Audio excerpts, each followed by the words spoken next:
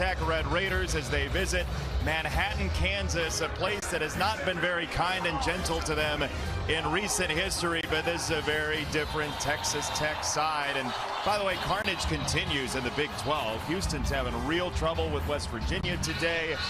Utah and Cincinnati later, a very interesting game, but today in a pretty raucous environment, Texas Tech is as close to full strength as they have been in a while. Thanks for joining us. Jason Benetti, Robert Griffin III, Alexa Landestoy is downstairs in the fall chill here today in Kansas. Good news for Texas Tech, though, is Behren Morton, their leader, their quarterback, is back. Exactly, Jason. Behren Morton is back. Their quarterback, the guy whose swag, his arm talent, and his leadership they have desperately missed over the last few weeks. Not only is he the key to what they can do, their coach, Joy McGuire, said that with him on the field, they believe they can beat anybody in the nation, and they haven't lost a game yet with him at QB.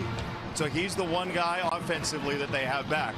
The 11 guys on defense sometimes feel like 15. Yes, it does, and it's all about their pass rush. This ain't your grandpappy's Texas Tech, all right? This team can run the football dominantly, and they are a force on defense. I'm talking about David Bailey. I call him the boogeyman. He's got a first step faster than you can blink, leads the country in sacks with 10.5. And don't you forget about his partner on the other side, Jacob Rodriguez. I call him the ball magnet. This guy's got 5 forced fumbles, which is tied for the lead in the country, and his 2 interceptions have been picture perfect. Texas Tech has everything they need to go and accomplish all of their dreams with the Big 12 title and the possible college football championship. They just have to get over this hump right here in Manhattan. You know, the funny thing is about the Big 12 title game is Kansas State, after starting 1-3, still has an outside shot at getting in there. We saw the 2-loss whole quagmire last year. Kansas State, what have they done to get back into this? Yeah, this team is one of the hottest teams in the country, and they're the team you don't want to play right now because they're turning the football over on defense. 12 turnovers in the last 4 games, and their quarterback, Avery Johnson, is finally using his legs more and showing that he is one of the fastest dual-threat quarterbacks in the country. For them to win today, he has to have a special game, maybe like he did a couple years ago when he pulled off 5 rushing touchdowns. 5 rushing touchdowns very much makes you smile. That's your type of day. Our game countdown sponsored by Progressive. Texas Tech and Kansas State, and a big one in the Little Apple.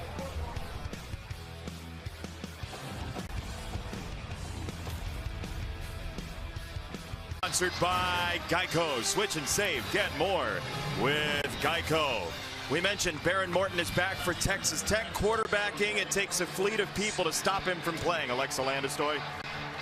People were waiting to hear that their starting quarterback would return to action, and in talking to Behren Morton yesterday, he wanted to return immediately following re-aggravating that week 1 injury 3 weeks ago. He didn't want to miss a moment of the action, but the coaches, the training staff, they held him out. They wanted their quarterback to heal up and be ready to go down the stretch. They circled this K-State game on their calendar. This is the plan for his return all along. They feel like everything is in front of them. And Robert, you touched on it. Their quarterback is the key to unlocking everything they want to achieve this season.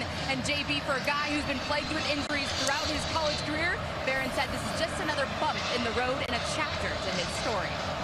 And the chapter that starts now with the tire on the sideline is November, and November is different in college football, especially in this expanded playoff era.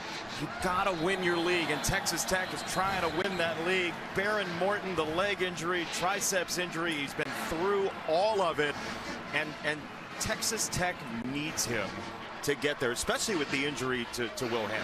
Yeah, and I think they realized that over the last few weeks with him being out. The swagger that he brings elevates the game of everyone, not just on offense, but on the defensive side of the football. As you can see his numbers there, completing the ball at a high rate, 68%, the 13 touchdowns to 3 interceptions. And he and this receiver corps are so excited to come out here today and attack this Kansas State defense. I bet you he's throwing it here. Well, let's see. Yeah, he's going to throw it. Jacoby Williams, get him an easy one to get him underway, and Behren Morton's got a quick 6.5. The tackle from Des Purnell. It's an offensive line that's been in flux with some injuries. Will Jados back today. Yeah, this offensive line has not played to the level that they want to in the last 2 games. Now they got the quarterback back, and they got to protect him. And Terrence Carter Jr. being back, at the tight end spot is really going to be beneficial to them in the passing game. This run game has been thunderous so far. It's a first down for Jacoby Williams on a gain of 8. Kansas State made that change to a 4-man front this year, and it took a little while to get acclimated. Yeah, and they really believe they have a lot of depth on that defensive line. But can they stop this run game? It is Williams, and he's tripped up across the 45. V.J. Payne got his ankles, or else Williams might have been gone. Yeah, Jacoby Williams, last week, his first 2 touches were both touchdowns, and now they've given him 3 touches within the first 4 plays of the game. And Baron Morton now. He'll throw a leisurely pocket and a drop by Aiken. Coy Aiken, so reliable, could not reel it in at second down. There is an array of weapons here. Yeah, it's almost like an embarrassment of riches. They have so many eligible guys that really any of them could be the player of the game. You're talking about number 3, Coy Aiken, Caleb Douglas, Reggie Virgil, Terrence Carter Jr., Cameron Dickey, and Jacoby Williams. Any one of these guys could take over a game, and it's a great thing for a quarterback to have. You saw the drop numbers slide in as Virgil hauls this one to the 35 or so. It's a gain of 7. It'll be third down, but drops have been an issue, penalties have been an issue, and still it's one of the best offenses in the country, top 4 in scoring. Yeah, Jason, I think it's because of the switching in and out of the quarterbacks. They've had those 3 different quarterbacks that have played significant snaps this year. And obviously, Baron Morton throws the ball differently than Will Hammond. But on third downs, it all starts. You see their 50% completion conversion rate here, 13th in the country. It starts with number 7, Terrence Carter Jr., who's right here. And there's one of those penalties. Man, oh man. False start, number 70, offense. 5-yard penalty, third down. That is the 30th false start or holding penalty for Texas Tech this year, top 10 in the country. And right here is Jacob Ponton, just a little shift, the shoulders went a little bit before they needed to. It's a little bit of that crowd noise having an impact already early in this game. They certainly felt it in Salt Lake City for Big Noon a month and a half ago. Texas Tech did. Baron Morton with the pump. It's a middle screen. It's intercepted. Austin Romaine picked off the middle screen. And K-State has another one of those turnovers you were talking about.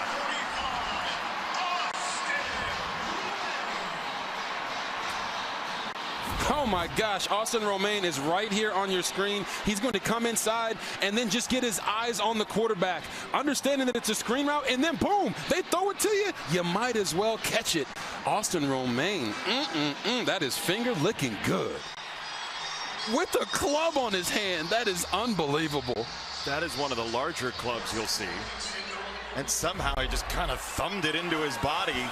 There is so much institutional knowledge on this defense for Kansas State, and we're seeing them grow into their team concept. Even without some of the explosiveness on the offensive side, the defense has been really good recently.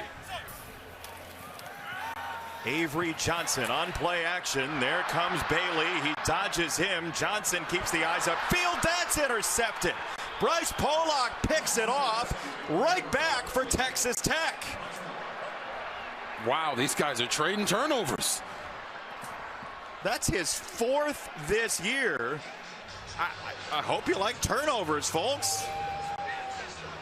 Both of these guys throwing these balls into what feels like a defensive team meeting. And you're going to see it right here. Bryce Pollock, Jace Brown falls down. Avery Johnson isn't even throwing that to Jace Brown. He's throwing it to the receiver who's coming across the formation, Jerron Bradley. But Pollock says, no, sir, ball's in the air. It's mine. Texas Tech ball when we get back. College football is sponsored by Geico. Switch and save. Get more with Geico. Back and forth we go in the Big 12. All these one-score games and then back-to-back turnovers to open the game between Texas Tech and Kansas State. Last time, Texas Tech won here in Manhattan. A little chippiness between Hunter and Avery Johnson, by the way. Let them have it. Last time Texas Tech won here, it was 2008. Graham Harrell, Michael Crabtree, and it was like 35-mile-an-hour winds.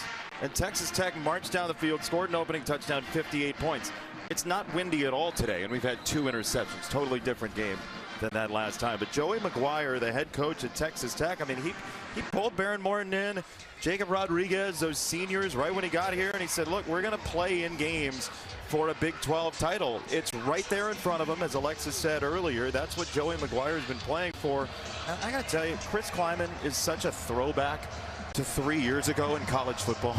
You know, like he's the kind of guy who wants to have a developmental program, build from within, and with the portal and everything that we have in this day and age in college football, he's done a masterful job keeping everybody engaged in what could have been a lost season. As here is Williams on the run, right? I mean, Kansas State could have easily gone south. Yeah, when we talked to them before their Arizona game, he said, you know, don't panic, don't have doubt, don't throw in the towel, and we'll see what our team is truly made of. And they've gone 3-1 down the stretch since.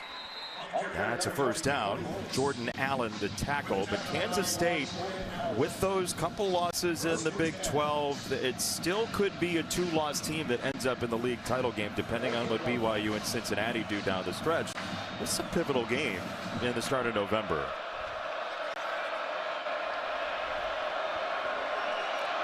Williams, the lone setback here. It's a direct snap to him off the motion from Morton, and he's met by Daniel Cobbs. Gruesome. Just listen to this hit.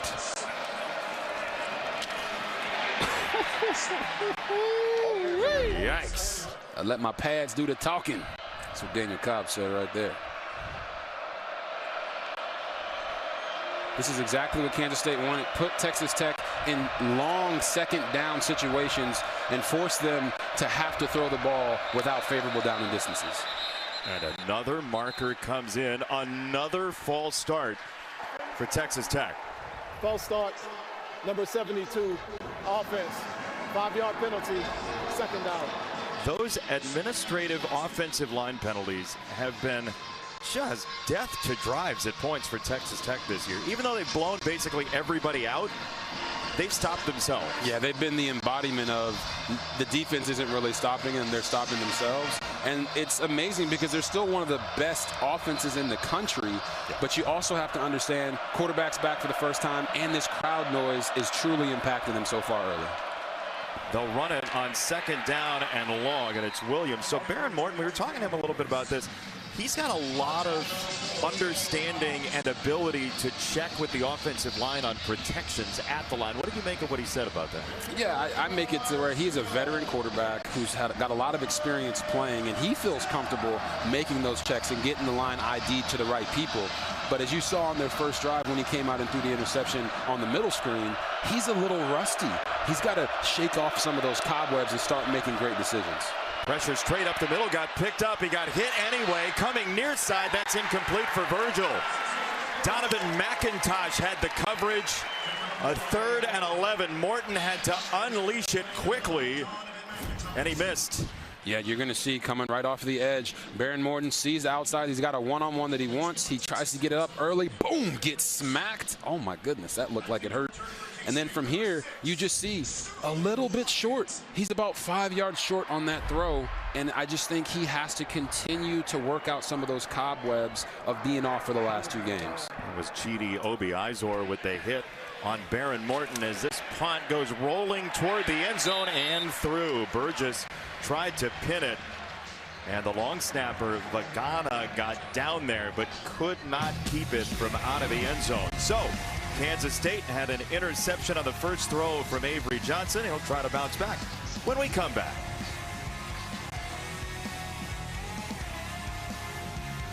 Now for Three's Keys, part of Geico. Get more game plan. Geico, switch and save. Get more with Geico. We're bananas for your keys. What do you got? Yes, we got to protect Salt Bay. That's right. Baron Morton has to be protected at all costs. Limit the hits on him and allow him to spread the ball out to his playmakers. For Kansas State, everything matters.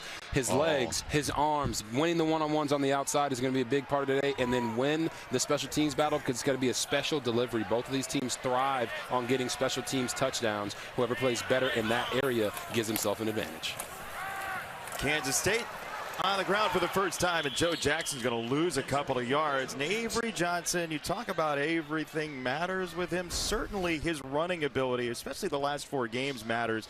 what he did 2 years ago still is in the minds of Texas Tech. Yeah, they're still having nightmares about Avery Johnson right now in Lubbock, Texas. And what he's been able to do over the last 4 games, first 4 games he had 24 carries. The last 4 he has 41.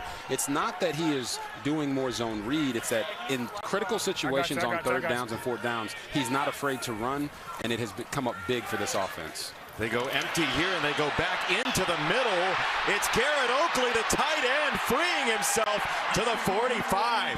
Jace Brown was in the backfield, the speedy wide receiver. He motioned out, and they hit Oakley.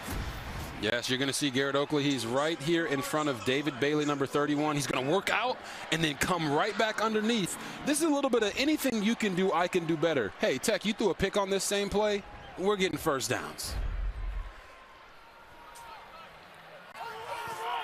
Yeah, I wonder if part of that, too, as we get motion from the right tackle, Lane Gang.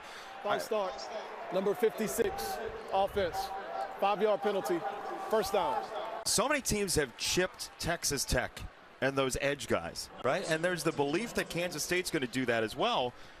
So the first play that you have a chance to, you slip the tight end. I wonder what that does to those edge rushers. Well, I know from a defensive perspective, they're expecting those chips to go to the flat. That's normal. So now when you're not accounting for that, you don't have anyone in the middle of the field that's even paying attention to that guy who is chipping your 2 pass rushers. Really smart play there by offensive coordinator Matt Wells. Maybe as a setup for later, as Jared Bradley has the catch, second down coming up. It's a very experienced offensive line. Yeah, and I really loved what I saw from number 78, John Pastore on film. People mover, cutting the defense. When they run outside to his side, they average more yards per carry than anywhere else. And then Jace Brown, wide receiver number 1, think speed, need for speed. He's the guy that they have to get the ball to today. Texas Tech backs off him a little bit. That's Tibbs in motion, and it's a run for Avery Johnson. And shades of the type of power run he had 2 years ago in this game against a defense that is as good against the run as anybody in the country, Robert. And it's because of these 2 outside pass rushers, David Bailey and Romello Height. You're like, wait, you just said they're good against the run. Well, they force you into throwing situations on offense because they get ahead of you, and then they unleash those guys. And the number 10, Jacob Rodriguez, is the best linebacker in the country. We talked about him in the open. His ability to be an Ed Reed-style linebacker where he can trick quarterbacks into getting him the football by freelancing is something I haven't seen quite from anyone else this year on tape. Avery Johnson on the fake from Brown. He's gone again. Avery Johnson against the Red Raiders, a guaranteed touchdown.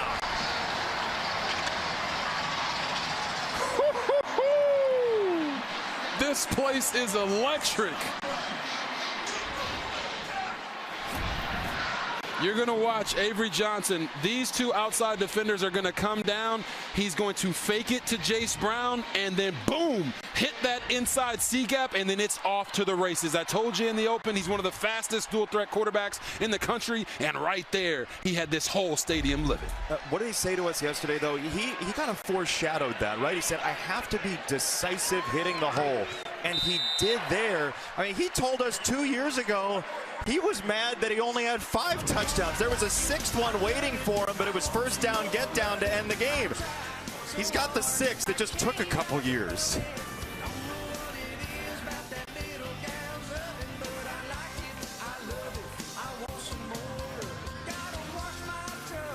A 46-yard touchdown. He's sitting there talking to his offensive coordinator, Matt Wells, who, in an interesting twist of fate, used to be the head coach at Texas Tech for a couple years. His last game was actually against Kansas State back in 2021. He has very emotional memories of Texas Tech, including his daughter working in the football office after he left. A very cool story as Jacoby Williams puts it on the ground, picks it back up, and finds his way to the 22. But what Matt Wells has done with his quarterback against his former team is put them behind in a rarity.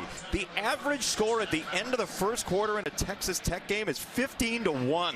That's the definition of starting fast.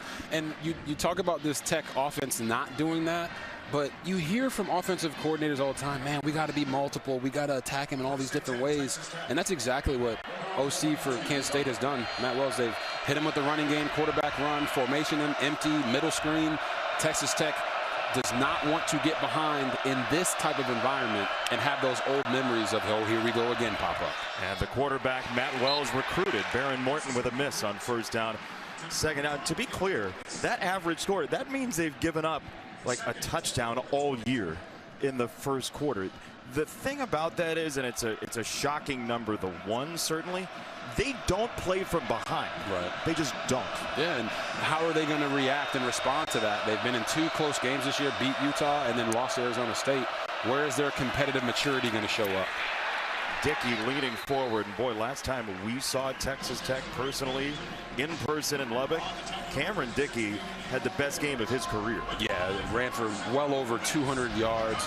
And early in this game, you've seen a lot more of number 20, Jacoby Williams, and it's because of his dynamic playmaking ability.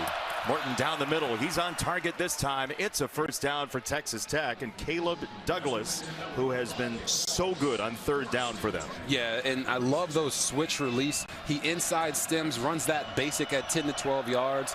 Big, strong receiver to make those plays for Baron Morton. That's a big hit for Kansas State. Purnell and Romaine together. Purnell was first, Romaine second, and the former high school catcher, Des Purnell, apprehends another. Yeah, you don't see them there, but they're going to show up in a hurry. These are aggressive downhill linebackers that love making plays inside of a phone booth. They don't want this to become a space game. They want to close that distance, and when they bring that distance down, they talk with their pads. And they believe in their ability against this Texas Tech offensive line. It's a handoff up the middle. It is Dickey, and he is pulled down to set up about a third down and 4. Gunnar Maldonado with the stop, the safety who's jumped into the lineup in recent weeks. Yeah, Gunnar Maldonado, a guy that was buried on the depth chart early in the season, but we found out it was just because he wasn't quite ready to go. He didn't get cleared until right before the very first game, and he needed some weeks to get back into the football shape of things. He shed that knee brace, and now he's playing at a high level, making a lot of plays in the secondary for this defense. A big third down for this defense with Aiken in motion. Baron Morton to throw right near the stick. Douglas thrown back, but he does have the first down, it seems like. It depends on the spot. The far side official is right at the line to gain it. Caleb Douglas, Robert, has 13 catches on third down the last 6 games. It's more than 2 per game for him. He is a dynamic playmaker, and for a guy at 6'4", he is very sudden and a great route runner. You normally don't see that. He's almost like a small receiver in a big receiver's body, and that is what Baron Morton loves about him. That's why they call themselves the top shelf gang, because they know they can throw the ball up, and all of their guys can make plays outside of their body. They had hats made that involved dollar signs. A hat went off. By the way, somebody needs one of those hats. It's Carter. That is rare timing where you're talking about hats and then one goes flying into the picture. Well, I told you, when Des Purnell and these linebackers come downhill, they talk with their pads, and right there took that shoulder pad right underneath the chin of Terrence Carter Jr., number 7. You see him right here, boom, goes low. Woo-wee! Put a little punch in there too. Rock'em sock'em robots. Nice. You're dating yourself. It's another handoff. It's Dickey right into the thick of it, and he is driven back by Purnell and company again. Another third down for Texas Tech. They've had 4 already in the game. And they haven't been the most favorable third down distances, and that's exactly what defensive coordinator for Kansas State, Joe Klanderman, told us he wanted to do. It's exactly what linebacker Des Purnell told us. They understand that this Texas Tech team is a little bit in flux with all the uncertainty at quarterback. They want Baron Morton to have to beat them throwing the football and using his legs. This is a run. It's Dickey, and it looks like they're going to try and go for this. Based on that call, you'd imagine this is a go for it on fourth down. Yeah, 100%. When you run the football in this manner, they're going to get downhill, and watch how K-State just attacks the distance. They're not playing conservatively. They're being aggressive. And I think if you're Texas Tech, when you get into some of these normal down and distances, you have to start implementing the RPO game because these linebackers are firing quickly. Remember, Kansas State could not get off the field on fourth down in the loss to Army earlier this year. Morton on the roll. Baron Morton goes down. He is sacked by Uso Seumalo, who would not be stopped. There is a marker down at the 44, but the offense is coming on the field, Robert. Uso Seumalo. Sideline warning against the Kansas State bench. There is no penalty yardage associated with this warning. They'll take it. I want you guys to watch the big fella in the middle, number 99, Uso Seumalo. That's a big old maul, 340 pounds on a good day. Watch him get after the quarterback after the stunt, and the dance afterwards is just incredible. Look at him. We see you, big fella. Get down with it. Get down with it. Yeah. He could have gone for like an hour. I could have watched him too. Yeah. First down, Kansas State, short field.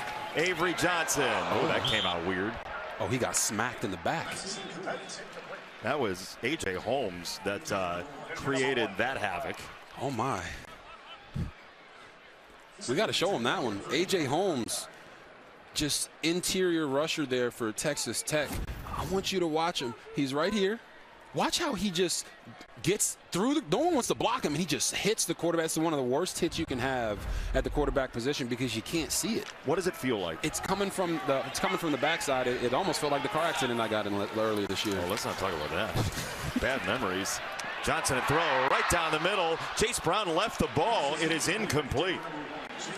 Very quickly, it's third down against this Texas Tech defense.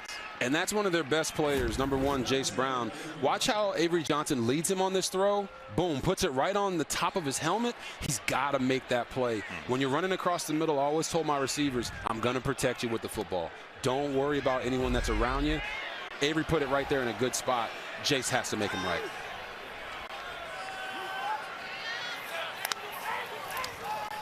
Third down. Johnson for Brown again, right back to him. Incomplete coverage from Brendan Jordan, the safety, and Chase Brown felt like he had a step, and we'll see if he's all right. He was down on the ground. Will they go for it? Yeah, you're going to watch this route combination. It's what we call a box fade. You want to attack the leverage of the DB and then get skinny through and leave some space on the sideline. He starts to run a little bit towards the sideline too much. Avery Johnson left it inside there, and those types of hits right there. I did play receiver at one time. Oh, then you stopped. When you know you got a guy beat and the QB leaves it a little bit too inside, that fall hurts a lot more. I'm going to take a timeout here. It is odd that they didn't run the ball. Teams throw the ball more than they run the ball. On first down against Texas Tech, kind of get baited into this quick 3 and out. We'll see what they do when we come back.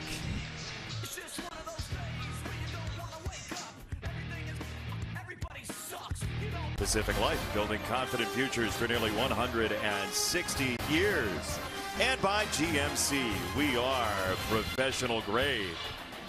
2 years ago, Kansas State 38-21. They just could not stop Avery Johnson. Texas Tech couldn't. He's got the rushing touchdown so far. But Kansas State hasn't lost in this building to Texas Tech since 2008. And they're going to go for it here with 3 tight ends in on fourth down. Only other thing I could see is maybe a quick pooch kick. Trying to draw him off sides. They just used a timeout. They can't use another one. So we'll see if he does kick it away. No, there you go. He's going to throw in the face of pressure. It's incomplete for the tight end, Oakley. 4 passes, 4 incompletions. Texas Tech takes over. Yeah, don't love it, but the route is going to be, he's going to run here and kind of come out of it. And what you're going to see is he is open. Avery Johnson just misses him a little bit outside because he saw that flash of color inside from Brendan Jordan, number 7 for Texas Tech. And Romello Height came in, too, to create. That's what those edge guys do, though, right? Like, if you don't have that extra split second, Robert, you know it as a quarterback. They call it a game of inches, right? But it's also a game of what you feel. So many guys are instinctual players that when you feel that rush on you, it naturally makes you speed up that clock. And right there, it led to them getting off the field on fourth down. That was an 18-second drive. Longer in real time with the timeout and all, but 18 seconds off the game clock.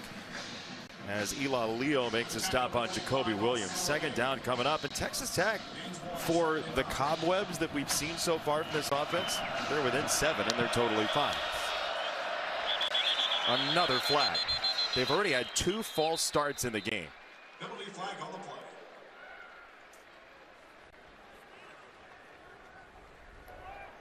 Encroachments, offense. Number 1 was in the neutral zone at the snap. It's a 5-yard penalty, second down. I know you woke up this morning and said, I haven't seen offensive encroachment in a while. That would make my day better.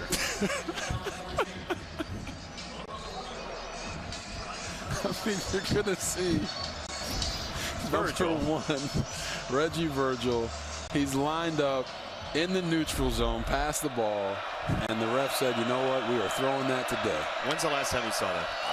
It's been a few years. Jacoby Williams is smoked, hit immediately by Cobbs again, and he is salty today. Yeah, Daniel Cobbs is playing well, and you're going to see he gets off this block right here. This is Cobb coming down. You're going to see him get off this block of Coy Aiken. And whenever you throw these little bubble screens out to the receivers to get them in space and make plays, that person at the point of attack that is making the first block is the most important. Coy missed it. The play is dead. Trips up top in a bunch. Aiken, Douglas, and Carter. It's 3rd down and 15. A stunt from Kansas State doesn't get there. That's well short of the line to gain. And inundated by Quay Moss. Reggie Virgil got whacked. And this is what happens when you get teams into long 3rd down and distances. You got right here Reggie Virgil, Quay Moss. Hey, they're running a mesh concept. Run your zone, stay in your zone, and when someone gets in your zone, you get them up out your zone. That's exactly what Quay Moss did there, getting downhill quickly to limit the run after the catch, which is something that Texas Tech has been really lethal at. One of the best yards after the catch teams in the country has not had it as part of its game today. You can't have a better World Series than we've seen so far. Last night, the base running thing, the ball gets lodged in left center field. Who knows what's going to happen? Shohei Ohtani probably going to start the game. He'll DH as well, maybe get 4 innings out of him. The Blue Jays, that place, I got to tell you, we were watching it last night. That looks like the best place on earth, energy-wise, right now. It's great energy. You talk about Game 7s. No matter what the league is, you want to see those Game 7s when everything is on the line. What primetime players are going to show up in the biggest way? And I think everyone has all their eyes on Shohei Ohtani, one of the greatest baseball players I've ever seen. Maybe the best of all time. Maybe the best athlete of all time in terms of what he's doing. You all discuss on social media. We'll do this first down for Kansas State off the punt from Texas Tech. It's a stretch play out of the shotgun. You know how big baseball is right now with the World Series? Texas Tech was playing before the game. This is Jacob Rodriguez shaking off, pitching to John Curry on 2-2. The pitch, swing and a drive, right center field. Curry to first base, and he's around second going to third. It's a little bit tougher when the field is like 50 feet down the line. Wait, that was too good. Do you call baseball or something? I definitely don't. It sounded like horse racing. Baseball would be very hard to call if the baselines were 12 feet. That was really quick. Thanks. 2nd down and 8. It's Avery Johnson. To the outside he goes, and he's got a first down. Charles Esther is with the stop, but Jace Brown on the outside set the edge. Oh, they're going to say he's about a yard short of the line to gain. I thought for sure he had that first down, Robert. This crowd's booing. I mean, that is a wild spot. Yeah, he was. At first look. His knee goes down, and it looks like it's right at the first line to gain, so.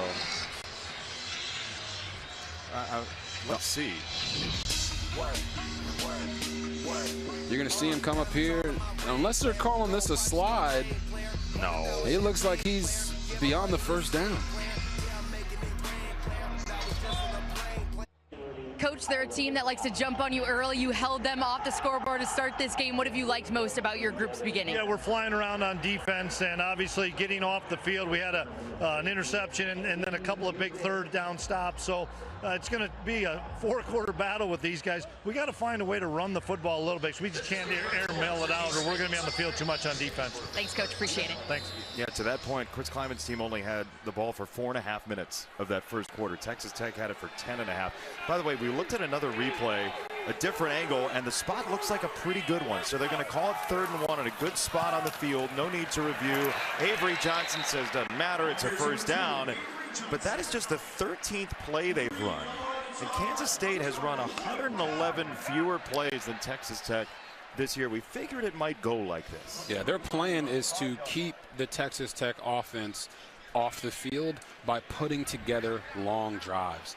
That's why you could hear in head coach Chris Kleiman's voice that he was upset about the 4 straight passes on the previous drive. It's because that's not K-State football. They know what they have to do to win today, and that's simply stay on the field and matriculate the ball down the field. It's a reverse. It's Brown. Chase Brown into space. It's a first down for Kansas State, the most explosive skill position player outside a quarterback on their roster. I just love, watch the tight end here. He's going to fake like he's going to backside block and then whip back around and be a lead blocker for the fastest man on the field for Kansas State, Jace Brown. And Avery Johnson's roommate, by the way. They've lived together for years now here in Manhattan, Kansas. But you see the tight end, they run a top 10 amount of 1 running back, 2 tight ends, along with that explosive wide receiver, Jace Brown. Correct, and Garrett Oakley has been a real threat for them in the pass game, so for him doing those things in the run game is so important. It's Swanson, the tight end this time, but Brown makes the catch and then puts it on the ground. The ball is on the ground at the 47, and we'll see what the call is. Did he tuck it away? Yes, it's a fumble. Another forced fumble by Texas Tech, and they'll take over. They work on it every day, and Curry recovers this fumble. Yeah, you're going to see Amir Boyd right here in coverage, number 27. He goes back, boom. When the receiver makes the play, you come in, punch and tackle. He knocks it out, and then there's Johnny on the spot. John Curry picks it up. Texas Tech ball when we get back.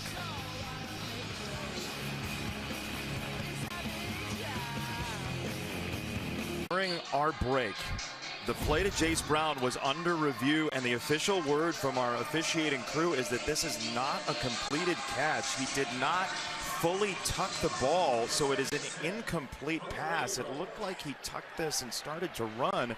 We'll ask Mike Pereira what he thinks after a play here, but Kansas State gets a huge break. It is 2nd and 10 for Kansas State, and I can certainly understand frustration for Texas Tech fans here as Jackson has a run. He'll cut it back. Mike Pereira, what do you think of that call?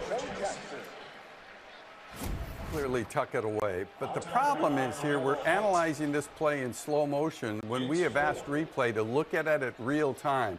Is there all 3 elements? Is there control? Is there a body part? And then there is time. Is there time? And to me, when you look at this in real speed, to me, I really like it that it was called incomplete. But technically, once it went into review, I think he almost had it long enough. Because of the call on the field, right? The call on the field was that it was a fumble, so you'd need to have enough to overturn. Thank you, Mike. Appreciate it. 3rd down and 6. They'll get quickly to the line, maybe to try and thwart this pressure. It's a clean pocket for a moment for Avery Johnson. Now he has his eyes upfield. He's going to run and stretch out the ball. It depends on the spot. And he is well short. So it's 4th down and playable for Kansas State. Yeah, you'll see him running here, and he stretches out, but he steps out of bounds right there, short of the 1st down marker. But 4th and 3, they're going to go ahead and punt it and try to shorten this game and make a long field for Texas Tech here. What do you think? I don't love this. You went for it on 4th and 10, a few yards forward from this point. So now here at 4th and 3, you would think you'd be more aggressive in that situation. Instead, Simon McClannon on the punt.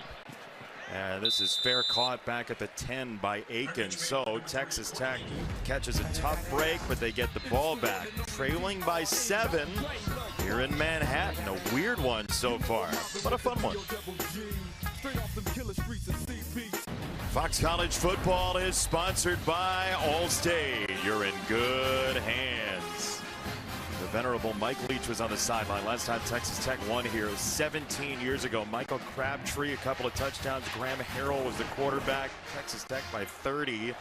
Our home team stats sponsored by Wayfair. Every style, every home. 8-2 all time at home against Texas Tech. This has been, and Joey McGuire has said it to us about Chris Kleiman's team this week. Like, he hears it from fans that are like, we know you're really good this year. We know it's a different team, but Manhattan, though. Yeah. They're backed up. Baron Morton, short set, quick throw. Nice job by Rich to jump that route of Douglas. He was on it, and it's second down. Yeah, Zayshawn Rich in these DBs. You're going to see him in off coverage here. They're going to run we call it a scout route. Just a nice out route at 5 yards. He's supposed to come out of that a little bit faster, and I think that's what Baron Morton was expecting. But this offense just seems out of sync, and I think they need to make a decision to run the football and then audible to man beaters if they get man. It's a throw coming this way, and it's Carter, the tight end, crashing down just short of the 20-yard line. It'll be 3rd down and 1 coming up, and this may be that run you're talking about. Yeah, and Terrence Carter Jr., number 7, is the mismatch on this team. He's a tight end that moves like a wide receiver, and there you see Cameron Dickey getting vertical to convert that 3rd down, which might be the most important 3rd down of the entire game for this offense. Could be. Sayamalo looked like he was going to engulf him, and Dickey, a little sidestep there to get the 1st down at 8 yards. Morton again loads at time. He'll come this way into the shadows again, and he's got a completion for Douglas. Rich on the coverage. It'll be 2nd down from the 35. Texas Tech, they like the tempo. And they really love the tempo after they get that first 3rd down, or that first down. Morton pats it a couple times, throws it up. There's a flag down. It's incomplete. Lord have mercy. Wesley Fair almost picked it off. Rich might be the guy that they flagged here. Wesley Fair was fighting that ball like the plague. Oh my goodness. That was an 8-round bout. That is why he plays DB. Oh, come on. I'm sorry. He doesn't need that. You say that about everybody who's not a wide receiver. He juggled that ball like a juggler over there. They can be fun at birthday parties. There are 2 fouls parties. on the play. 2 fouls. Holding, number 25, defense. Ineligible player downfield on the pass, number 79, offense. The penalties offset, 2nd down. The left tackle, Sampson, was ineligible down the field. This is the one that was clearer. Yeah, you're going to see Caleb Douglas here at receiver and Zayshawn Rich holding him off the line right there. You can jam him, but you can't hold him like that. And we will spare you the dropped interception. Spare him the dropped interception. On the run, it's Dickey. He's driven back by Romaine. Austin Romaine, a crisp tackle to set up 3rd down.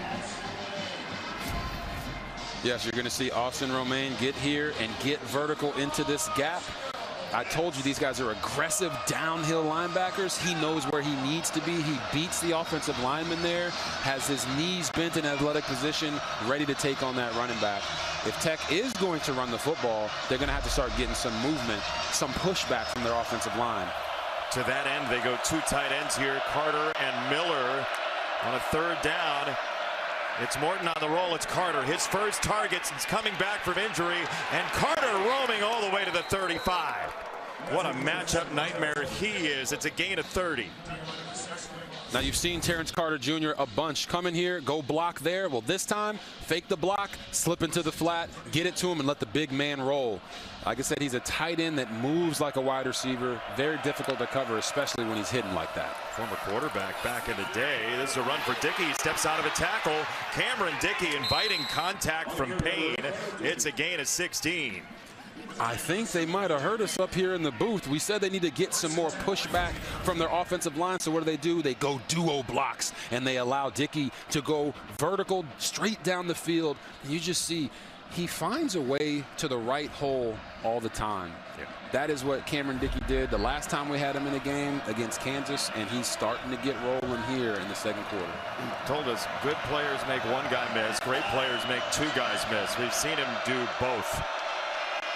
sometimes 3. Right back there, straight up the zipper again, and Dickey directly into purple jerseys all the way down to the 10. Daniel Cobb's fighting with Dickey there to wrestle him down. We've had 2 instances there where Caleb Douglas had a drop early in the drive, comes back, makes a great play. The offensive line doesn't get any push. Now back-to-back plays, they are moving this line of scrimmage. Dickey just ran into Virgil, actually trying to sidestep, and there's a marker coming in. He was going to be short by a yard still. We'll check the flag. That's back at the 15. Personal foul, illegal hands to the face, number 52, defense. Half the distance to the goal, automatic first down. It's on Ryan Davis, and a big penalty against Kansas State. Yeah, so you're going to see Ryan Davis right here, and when he comes to jam off the ball against Jacob Ponton, boom, hand to the face, hand keeps it there, and you know, you just can't do that, guys. Hand to the face, it's right underneath that helmet, but when the head goes back like that a couple times like a bobblehead, the ref is definitely going to notice. Setting up a 1st and goal. It's a short toss. Dickey, and he is smoked by Austin Romaine. Objects in the mirror are closer than they appear. Oh my goodness. Watch Austin Romaine right here. He's going to shoot the gap. This is what you call being an instinctual football player. Boom, shoots the gap. Now nobody's got him. And even though he's got a club on his hand like Clubber Lane, he is making plays. 2nd down for Texas Tech.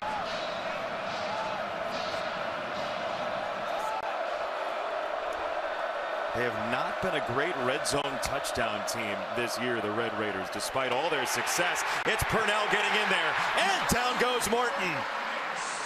Romaine closed the deal with that club, and it's 3rd and goal. It's a loss of 11, and Morton is down for a moment. You're going to see Purnell here and Romaine here. Watch how they both shoot this B gap and make it a living hell for both the guard and the running back. I told you they're downhill fast. They see it, they want to get it, and they understand that inside of a phone booth, they are very difficult to deal with. So put them in the phone booth.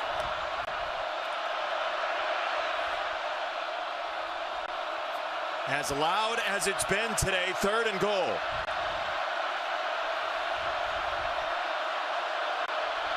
A lot of movement at the line for Kansas State, and let's see. Timeout, Kansas State is the initial signal. Chris Kleiman's not happy. 3rd and goal from long range when we come back for Texas Tech. By Geico, switch and save, get more with Geico. Back to Manhattan Downs now with the race call, Robert Griffin III. Yes, and you're going to see Chris Kleiman come out of nowhere. He's running down the sidelines to try to get this time out to the 20, to the 15, to the 10, even hit a little dip there at the line. Oh my gosh, what a job. Tremendous call on the race. Bring your ticket to the window. 3rd down and goal. Here's a throw for Dickey. The catch at the 15, and he'll be down at the 11. Chris Kleiman, we got to get a catapult on him. See what we were talking about, feet per second. That is great stuff. And that is a coach who, I mean, he won so much at the FCS level. Came here, they had that magical season a couple of years ago to the Big 12 title game. And they get a stop here. They're playing really tough against a Texas Tech team that has its quarterback back and wants to stay in that one-loss category in the Big 12. Stone Harrington for this field goal, just short of 30, and Texas Tech is on the board for the first time today. Now for a quick message from Allstate. I checked Allstate first and saved hundreds on my car insurance. Unfortunately, I didn't check if doing the Georgia bark at my boss would be appropriate. Go, dogs! Yeah. So we need... It's not. Checking Allstate first was smart. Barking at my boss, dumb. At least I checked Allstate first and saved hundreds. Hey, bark boy. These guys are crazy. These two teams have played totally different seasons. Kansas State has had all but one of its games decided by 14 points or fewer. Texas Tech has had all but one of its games beat 24 points or more. Blowout City, Lubbock. Edge of the cliff, Manhattan. All year long. How does that wash out in a game like this? We'll find out together. And it's really important for Texas Tech to show that they can win these close contested matchups, because as they move forward into the season, that's what it's going to be. Their hopes and dreams lie in the Big 12 championship, and that's going to be against a great team. Yep. But they got to take care of this one today. And right now, Kansas State is allowing them to stay in this game despite starting the game so slowly.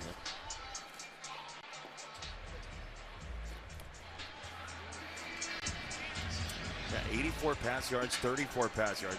This is, you said phone booth, and that's exactly how this game has been played. The first two drives ended in turnovers. Two defenses that very much create turnovers this year announced their presence early. Avery Johnson driven back and driven down. He'll lose a couple of yards to set up second and long. Bryce Pollock, who had the pick earlier, and it's a loss of 3. And this is the type of game for this Texas Tech defense that it's all eyes on the quarterback, because what Avery Johnson does with his feet is so important to helping this offense go. You can tell that Matt Wells came into this saying, if we got to run Avery 27 times today, we're going to do it.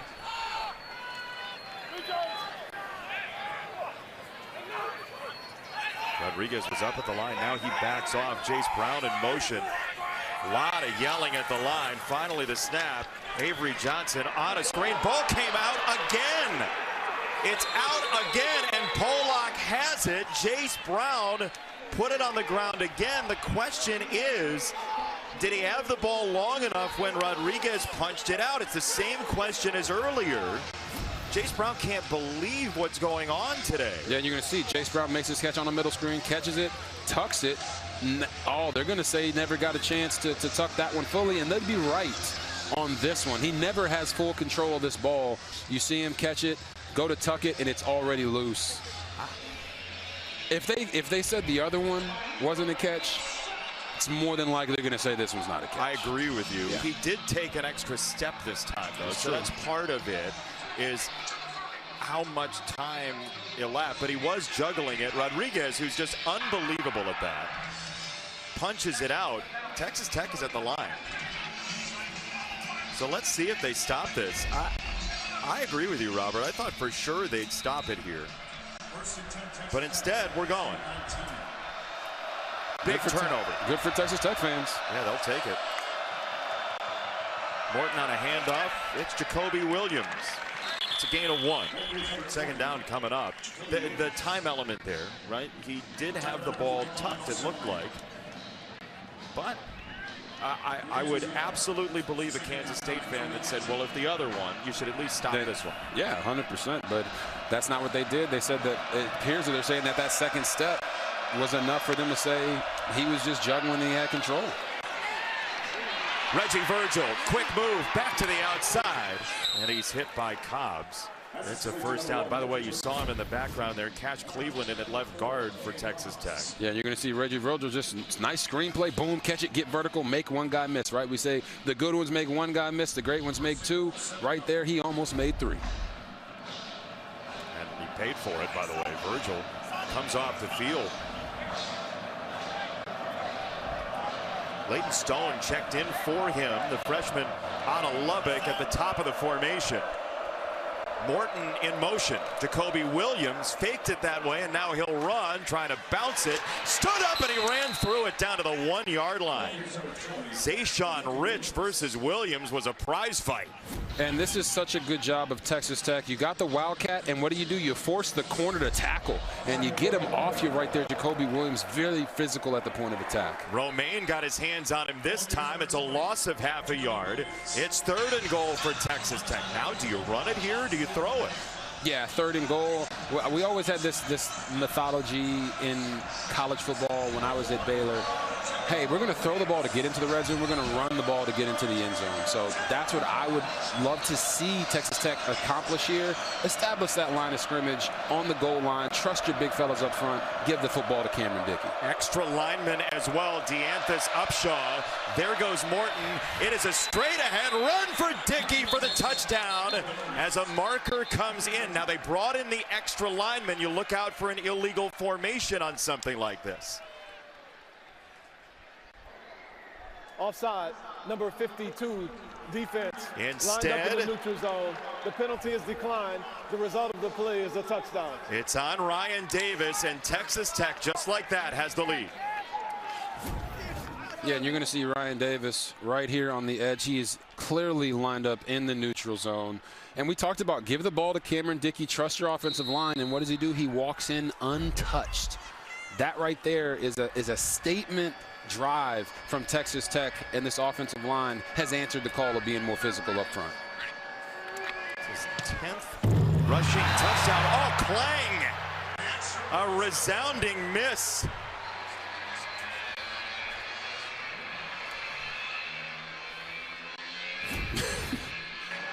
Let's listen right in. Stone Harrington sent a boulder right into the upright. It's 9-7, but boy, that fumble still kind of rings in your ears. Mike Pereira, what did you see on the catch and run there?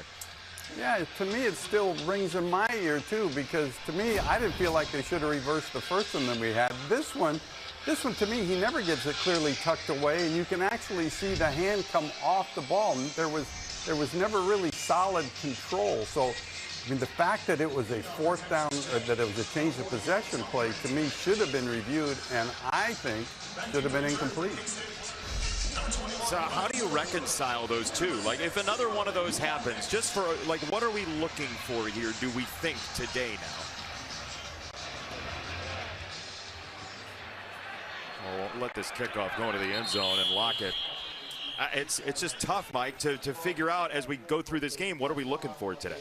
Yeah, it makes it very, you know, when you try to look for consistency, this makes it pretty difficult. Look, we look at things in real time, and I get concerned when we overturn things that we shouldn't have, but I'm equally concerned, for example, there's different types of play. When it's a change of possession, you've got to take a look at that when there's any element of doubt at all. So it's kind of hard to have a lot of faith in the system when you're having these types of plays.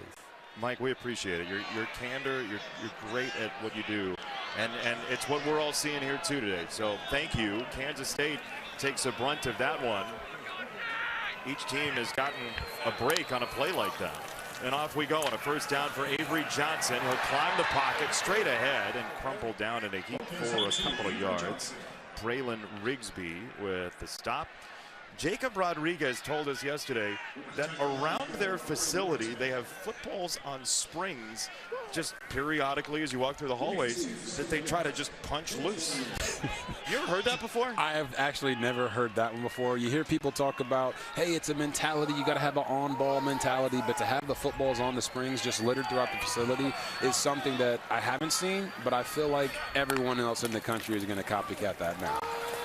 Here's a run, and that's not going anywhere. Oh, my goodness. Cole Wisniewski. Huge hit on Jackson. It's a loss of one, and suddenly it's 3rd and 9, and this is the fear that Chris Kleiman talked about with Alexa. You can't have short drives against these guys. Yeah, especially when Texas Tech's offense is such a quick strike offense. Once they get rolling, they start to put up points in bunches. You want to keep them on the sideline as much as you can. You talk about Cole Wisniewski right there. He's coming down from 12 yards deep as a safety and making that play at the line of scrimmage. If you don't show them that you can run the football or throw it over the top, these safeties are going to constantly be making plays at the line. Work out of empty here. 3rd down and 9 for Kansas State. Oh, goodness, look out.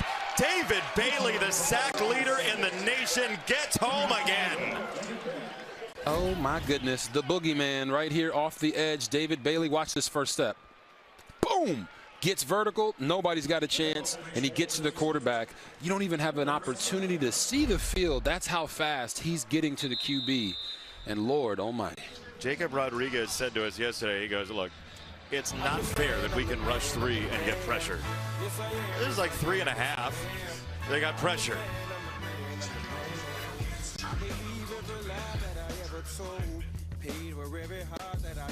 Coming up on the State Farm halftime, Arch has the Longhorns riding high these days while Ohio State makes a final statement before the first playoff rankings. And on November 1st, our guys will give their bold predictions for the month ahead. Still got a lot of good football left. Jason and RG3, we'll see you at the half.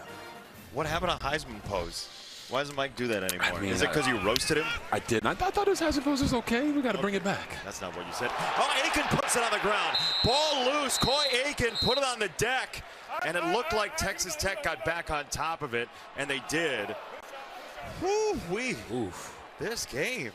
We talked about special delivery in the threes keys today, and you just see Coy Aiken, maybe the ball gets lost in the sun, takes his eyes off it at the last second, and there is no panic like the panic of a punt returner when the ball hits the ground off of their hands, and you see him, the urgency to jump and get back on top of that one. Mikey Bergeron in purple had a shot at that thing. Aiken just lassoed it at the last moment. So Texas Tech 3 timeouts. Kansas State will get it first out of halftime. Baron Morton, another short set into traffic. He got it away to midfield to Terrence Carter once again. And you've seen both teams use this running back motion from outside back in to determine what the coverage is. He knew he had zone, so then he has to beat the defense to the spot on the stop route. Nice job right there by Baron Morton. It's a delay. It's a draw. It is Dickey. And they have the luxury of running it here a little bit. Now they're going to try and bear Bachmeier in forward for a while. It's third down. I think linemen actually love that. They love when they can push the pile and get an extra 5 to 10 yards. And you look at Mac Leftwich here, his 4th year as a play caller. He's done a really nice job of adjusting the game plans inside the game based off the quarterback that he has. And so far, he's been able to help Baron Morton get a little more in rhythm in the second quarter. So they motion Aiken. They run it here, and this is going to be very close for Dickey. Cobbs is on the tackle. It looks like he's going to be about half a yard short. So we'll see how they play this time-wise. They haven't used a timeout yet. The clock is ticking. If they get this first down, then they're going to be in total scramble mode. They're just letting the clock wind down, which seems like an odd choice here. It's counterintuitive, but they're also looking at it from the standpoint of they don't want to give K-State the ball back with a ton of time, but you got to be aggressive in this situation, in my opinion, because they're not getting the ball out there. You have 3 timeouts. Your run game has been your best asset so far. You just ran it into the end zone from 1 yard out. It's not our team to coach, but that is an interesting choice with 3 timeouts, not getting the ball after halftime, by the way. Game summary sponsored by Pacific Life, building confident futures for nearly 160 years. Texas Tech's had the ball for 19.5 minutes. I do think a big part of the calculus is, Robert, that you're not going to see the ball out of halftime. Kansas State gets it first. 100%. If Texas Tech was going to have it first, it's a different calculus. I think they know in this situation that they're going to go for it here on 4th down. If they get the first down, the clock's going to stop anyway. Now they don't have to use that extra timeout, but with this amount of time that they allow to come off the clock, no matter how fast of an offense you are, it just seems like it's mismanagement of the situation. And it all could go away in one play. No, that's right. But you do shrink your options. That's like your odds are significantly worse of scoring a touchdown because you let that time roll. Exactly. So now in this situation, you have to come to the line of scrimmage with 2 plays so that your offense knows if you get the first down, what exactly to get back on the line of scrimmage and run. They're going to go direct snap for Williams, and he is sent sideways, but he has the first down. So you have 2 timeouts. They'll use one of them here likely with 20 seconds to go. I guess you didn't want to invite Kansas State. Like, if you couldn't get the yard, you don't want to invite them into a 2-minute drill. I guess, but that seems a little passive for a team that has laid waste to opponents all year long. Like, that's part of this too, is Texas Tech's whole vibe is blowout city. Yeah. Yeah, now after that decision, Jason, I'm completely lost as to what they're doing right now. Yeah, what's the call here then? Yeah, I mean, you've got 1 timeout left, 20 seconds on the clock. Are you taking a shot deep down the field? Are they just trying to get into field goal range? Like, their kicker just doinked one, you know, after the touchdown they scored. So I'm lost as to what the thought process is here, unless they're going to try to get one quick in the flat and get out of bounds without having to use that last time out. They're down Reggie Virgil, the wide receiver. He went into the tent a little while ago. It's Carter in motion, the tight end, and Morton to throw. And he'll go deep down the sideline. He wants the tight end Carter, and that is incomplete with VJ Payne on coverage. 6 seconds off the timer there. And this is something that they've wanted to try to do, is get VJ Payne and Gunnar Maldonado in these coverage situations against Terrence Carter Jr., who they know is a really good tight end. And you see Baron Morton's response of wanting a flag for holding. I don't see it there. That was great coverage by VJ Payne. Baron Morton's been waiting to play for a couple of weeks. Out injured. He's ready to throw again. He'll step up in the pocket. He's going to run middle of the field into a slide. They're going to mark him at the 36. They have one timeout left. They have a timeout. They haven't used. There it is. It looked like he was going to set up to spike it, but Joey McGuire was on the case. So this is going to be a 53-yard field goal. Stone Harrington does have a 58-yarder this year. He's got the leg for it, so this is playable. But it's not just about the field goal and the distance. It's about the ability to have a possible knockout punch to at least into a 2-score game. Yes. And we're sitting here like everyone at home wondering, what was the actual plan? And I think it probably went something a little like this, Jason, in the headphones, because I've been on those headsets before, and it's pretty chaotic. You listened in when you were injured in college. Exactly. Yeah. And it's pretty chaotic of what's going on. You know, the OC saying, all right, let's go for it. The coach is saying, no, we're gonna take a timeout. They're letting it run down. Oh no, we're gonna do this. They're letting they let like 20 to 25 seconds just run down on that clock, and now it's forced them into a 54-yard field goal when they could have gotten that first and went for it quickly, or taken a timeout and potentially scored a touchdown here. So just colossal mismanagement there at the end of the half by Texas Tech. Kansas State has a timeout. We'll see if they use it, and they will. It was a blast from Harrington. Those uprights are loud. They are. Chris Kleiman is hot over on the sideline. He wanted delay of game. This man is doinking everything. Yeah, that hit the upright, to be clear, and then went through. Fox Sports proudly salutes our nation's veterans and the organizations that serve them every day. Our veterans deserve to live with dignity and independence, not on the streets. That's why we're making Camo our cause this Veterans Day in support of the Honor U.S. Vets campaign. To donate and learn how you can help end veteran homelessness, visit go.fox/USVets. Shout out to all our veterans out there. We wouldn't be living in the country and have the freedoms that we have if it wasn't for them. So we salute you. Amen.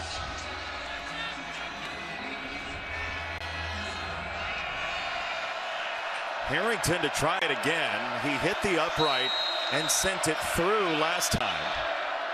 No timeouts remaining. Go time for Harrington from 54. This is on the way, and it is good. Oh, he drilled it. You never go full doink, and right there he went right down the middle.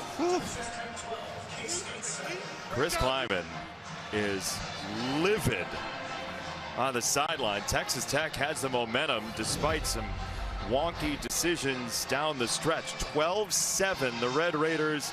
No uprights were harmed in the making of this field goal. As we go to our studio with Mike Hill, Chris Peterson, Bruce Feldman, our State Farm halftime show right now.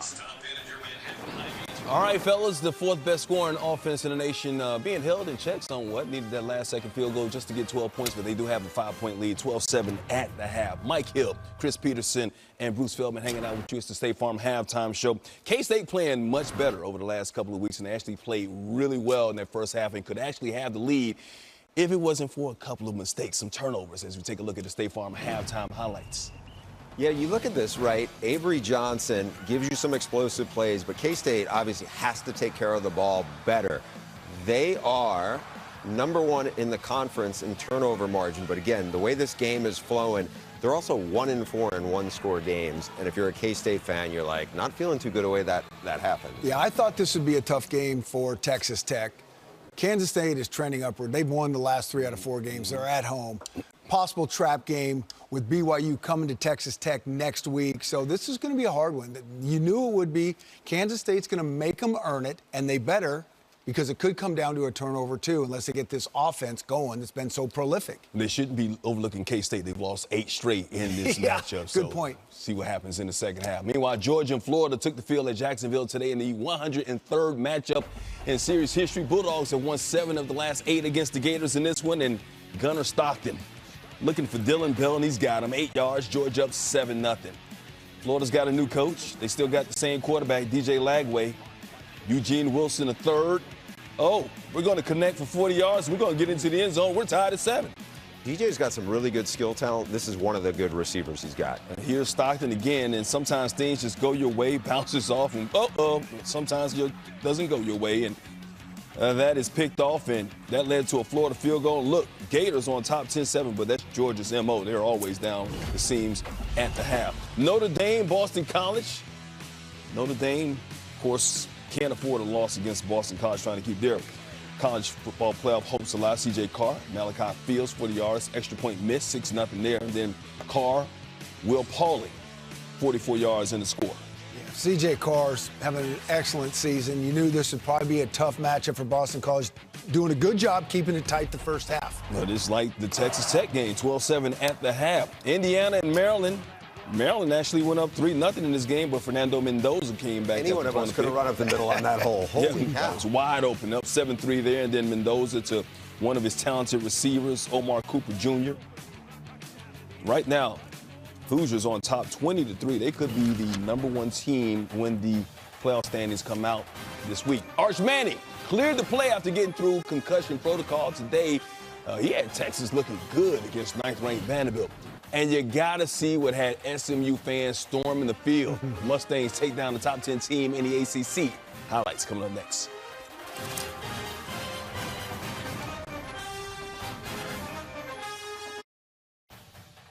Welcome back to the State Farm Fox College Football Halftime Show. Like a good neighbor, State Farm is there.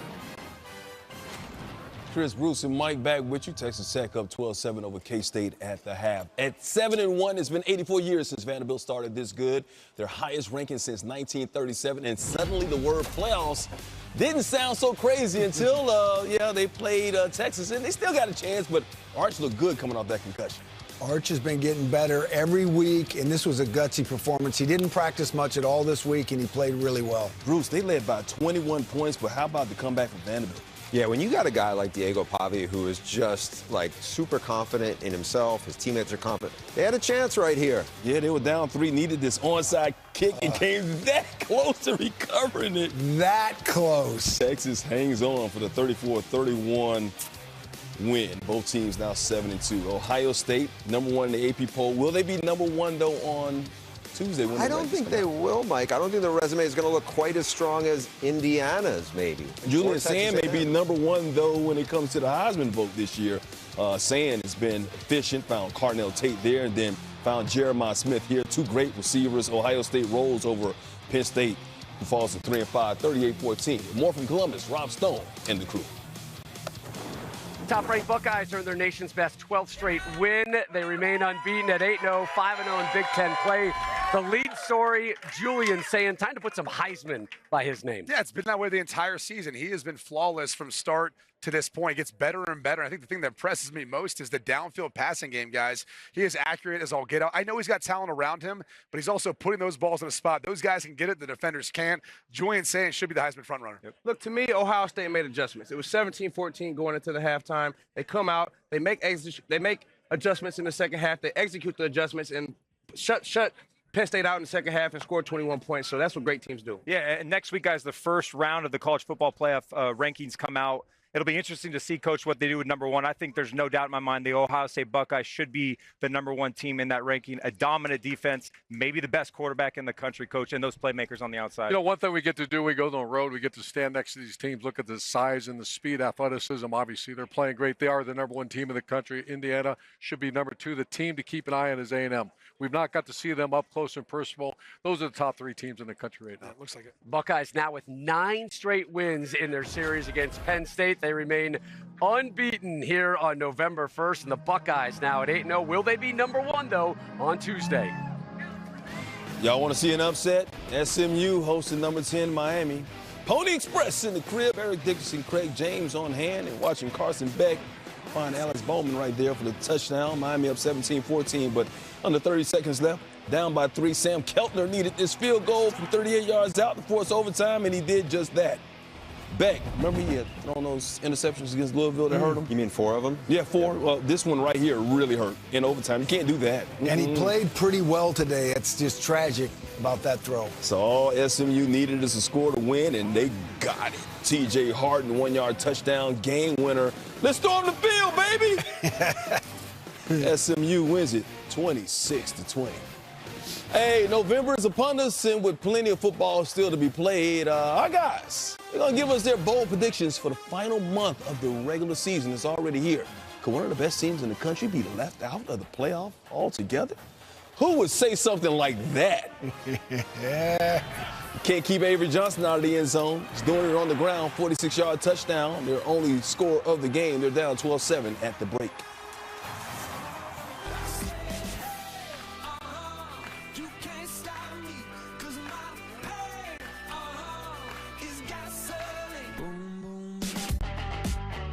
Fox College Football Halftime Show.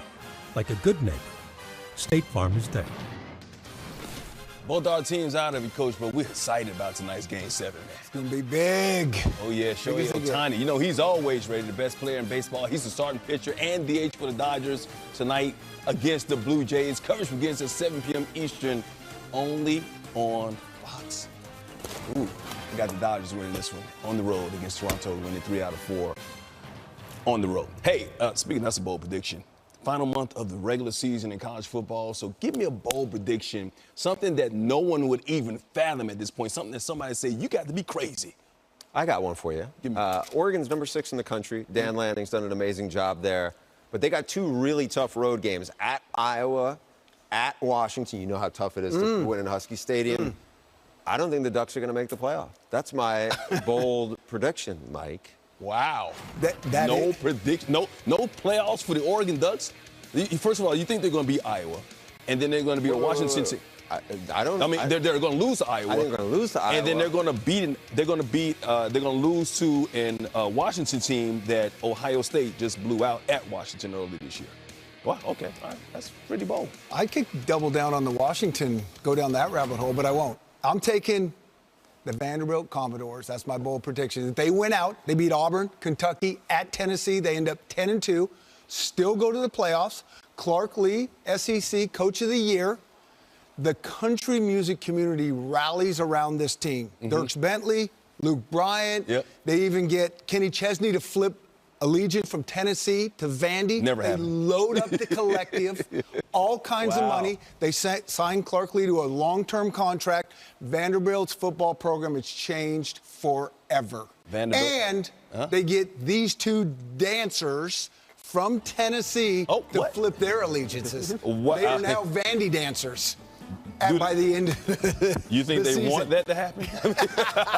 Maybe they don't take them. I don't know if they want that on the team, man. That'd be incredible, man. That could be there could be 5 teams out of the SEC going into the playoffs this year, man. And Vandy is so scrappy and gritty. Don't count them out. It could be Texas. Texas still has a chance. You know, go along with Alabama, Ole Miss, Georgia, and some other team I'm missing. Cameron Dickey, he ain't missing the end zone. His team's on top, trying to go to 8-1 on the season, second half coming up.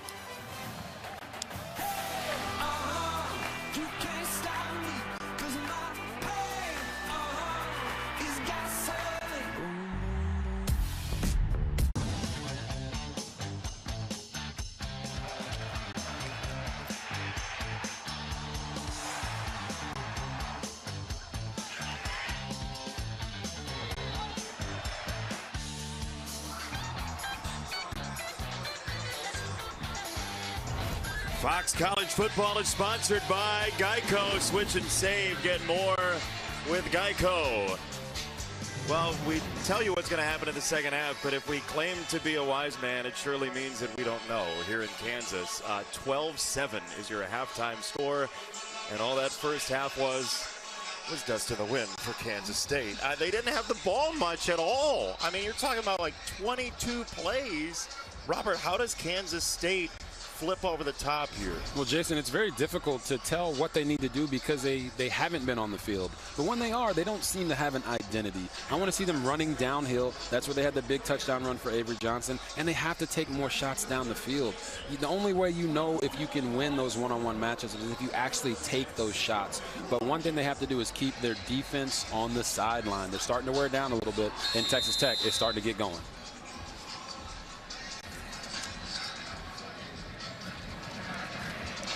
Texas Tech has aspirations of big things this year. They want to get to the college football playoff. They're up 5 downstairs to Alexa. And K-State stands in their way. Coach Kleiman said he reminded his guys at halftime what he told them all week. Tech is a good team, and they're going to take advantage of our mistakes. He feels like they gave them 9 points off of their turnovers. And for Tech, Coach McGuire said those pre-snap penalties are absolutely killing us and killing our drives, putting us in 3rd and long situations. JB, he did smile, though, and say, we have won the turnover battle. So far, he's happy about that. And we know J-Rod had the punch out. He wants to see more from his defense. Yeah, it should be a new Nintendo game. Jacob Rodriguez's punch out, right? The sequel from back in the day. It's first down for Kansas State. Alexa, thank you. From the 25.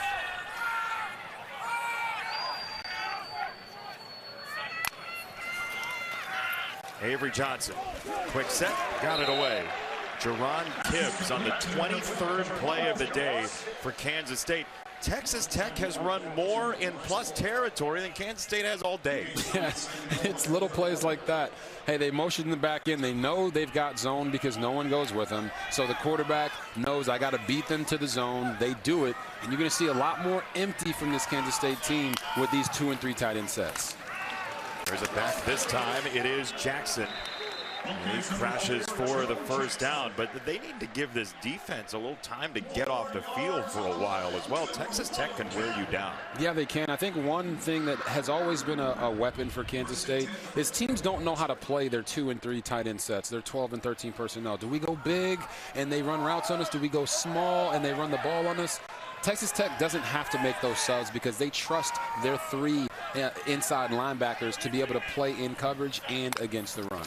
As you say that, a tight end motions into the backfield. Ancio Johnson stepping up in the pocket and over the far shoulder of Brown, incomplete. Pass is incomplete. Intended for number 1, Chase Brown.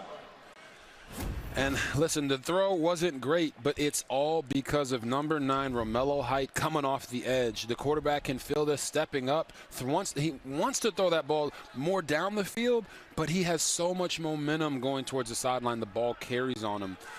A lot of times people don't understand that the pressure that's created from the defensive line alters more throws than meets the eye. Sped him up that time. Second down. Drop it off to tight end Oakley. It's another middle screen to a tight end, and Oakley puts the ball on the ground. Wisniewski punches it away, and Texas Tech on the recovery. Wisniewski comes away with it. It was Rodriguez who knocked it free. It's his second forced fumble of the day. We called Jacob Rodriguez the ball magnet. Watch him right here in the middle of your screen. He comes in for the tackle. Punches the ball out.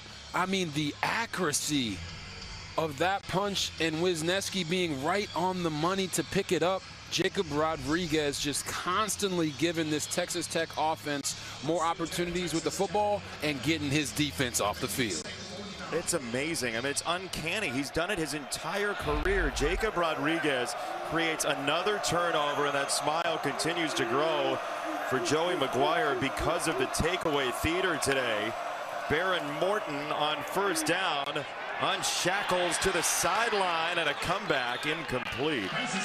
He wanted Reggie Virgil, who is back into the lineup, and the pressure from Romaine sets up second down. Yeah, and you see Reggie Virgil here working against Donovan McIntosh. He locates the ball, tries to come back for it. It's just a little bit short, and it was because of the pressure in the face of Baron Morton by Austin Romaine that made him throw that again sooner than he wanted to.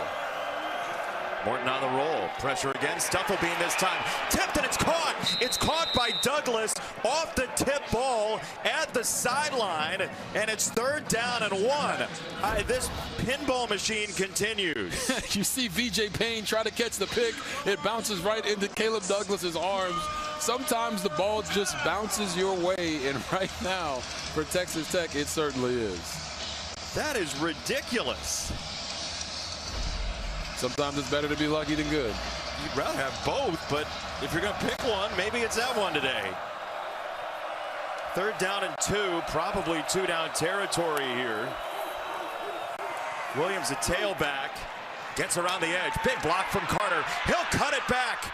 Williams is gone. Touchdown.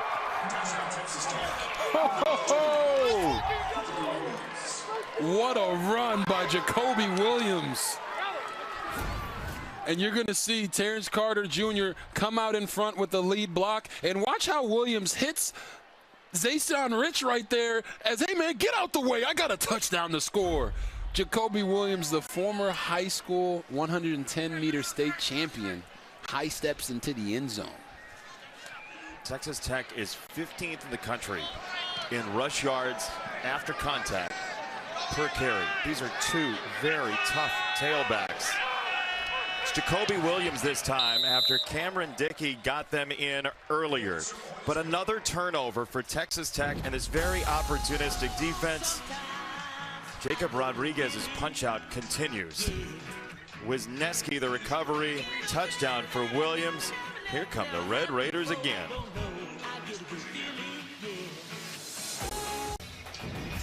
Fox College football is sponsored by Progressive Insurance. Home and auto coverage you can count on.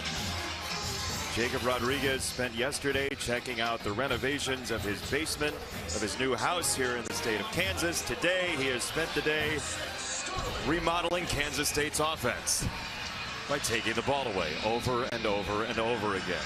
He flips houses and he flips possessions. He's a ball magnet, man, and the best thing about those punch-outs is when he does them. He's not trying to make open field tackles and do that. He knows where his guys are and that he has the ability to punch it out at the right time. For more on Jacob Rodriguez, here's Alexa. Yeah, J-Rod is a special player on the field and a special one off of it as well. He always shares a special moment with his wife, Emma, pregame. They get to share a moment, kind of hone in together. And today is an extra special matchup here in Manhattan because his wife, a Black Hawk pilot, is stationed at Fort Riley, 20 minutes away here from Manhattan. So yesterday, JB, you touched on it. He got to go home. Their recently remodeled 30s house, put some work into it. They've got family that got to visit it as well. So a special time here in Kansas with family and friends in attendance. We learned all about remodeling concrete ceilings yesterday from Jacob, as Kansas State needs some momentum here. Avery Johnson to throw, and he'll go out to the tight end, Oakley, who put it on the ground moments ago.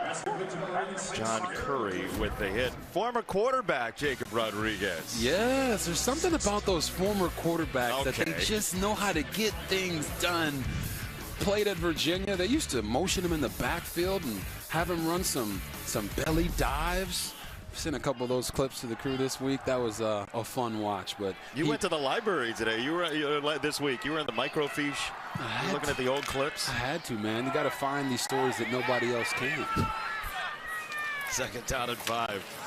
Here's a handoff. It is Jackson, and he is swarmed. Ben Roberts, the only linebacker we haven't mentioned so far today, and he's been important to this defense too. Yeah, Ben Roberts right here in the middle of that defense. Watch how him and Jacob Rodriguez flow over the top, and they've got 3 Texas Tech Red Raiders ready to make that play, including number 7, Brendan Jordan. It's 5 tackles for loss for Texas Tech already on an average of nearly 7. Looks like they'll get there today. And again, you got Kansas State in 3rd and 7, a longer situation that they're not really built for, but they're going to try to, again, get this football to Garrett Oakley, their tight end, number 86. Height and Bailey switch sides. Bailey got there anyway. It's down the middle, Jace Brown.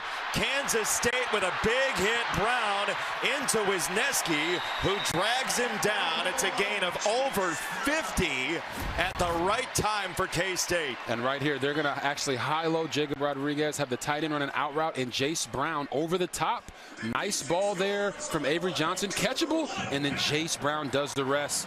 You see it just over the outstretched arm of Jacob Rodriguez, the guy that's been punching all the fumbles out. This is a good sign for Kansas State because Jace Brown has had a really difficult game so far, but he is their best wide receiver, and you need your best player to show up big in these moments. Modified pistol here. It's Brown a step behind Avery Johnson, and off of that, it is a throw to the end zone. Oakley got hung up with Wisniewski, and there is no marker down. Oakley thought he got held. Instead, it's second down. Yeah, you're going to see Oakley is right here hiding behind the beautiful hair of Avery Johnson. And he's going to open out release, and then Wisniewski is going to hold him right there. Oh, yeah. That's definitely a hold, and he has every right to be upset about that. And you can see the reaction from Avery Johnson, understanding that the defense got away with one there. Brown in motion. Johnson has to sidestep, and he gets dropped by Wisniewski. Wisniewski was waiting for him like it was a bus stop. Yes, he was. And again, this is just a safety coming in from about 6 to 7 yards of depth. They're being aggressive because they don't believe that this Kansas State offense can beat them throwing the football. And you see Shiel Wood, the defensive coordinator there for Texas Tech. You got to call the game that's in front of you. And if the team that you're playing isn't throwing the football very effectively, you have to come downhill. And, of course, that's what got them on the last one when Jace Brown was able to get one over the top. I figure they need a touchdown here. I don't know that the field goal would help them. It would make it 9, but it is 3rd and long. Avery Johnson back to throw. He'll step up right down the middle. Johnson again is in, and Kansas State is right back in this ball game.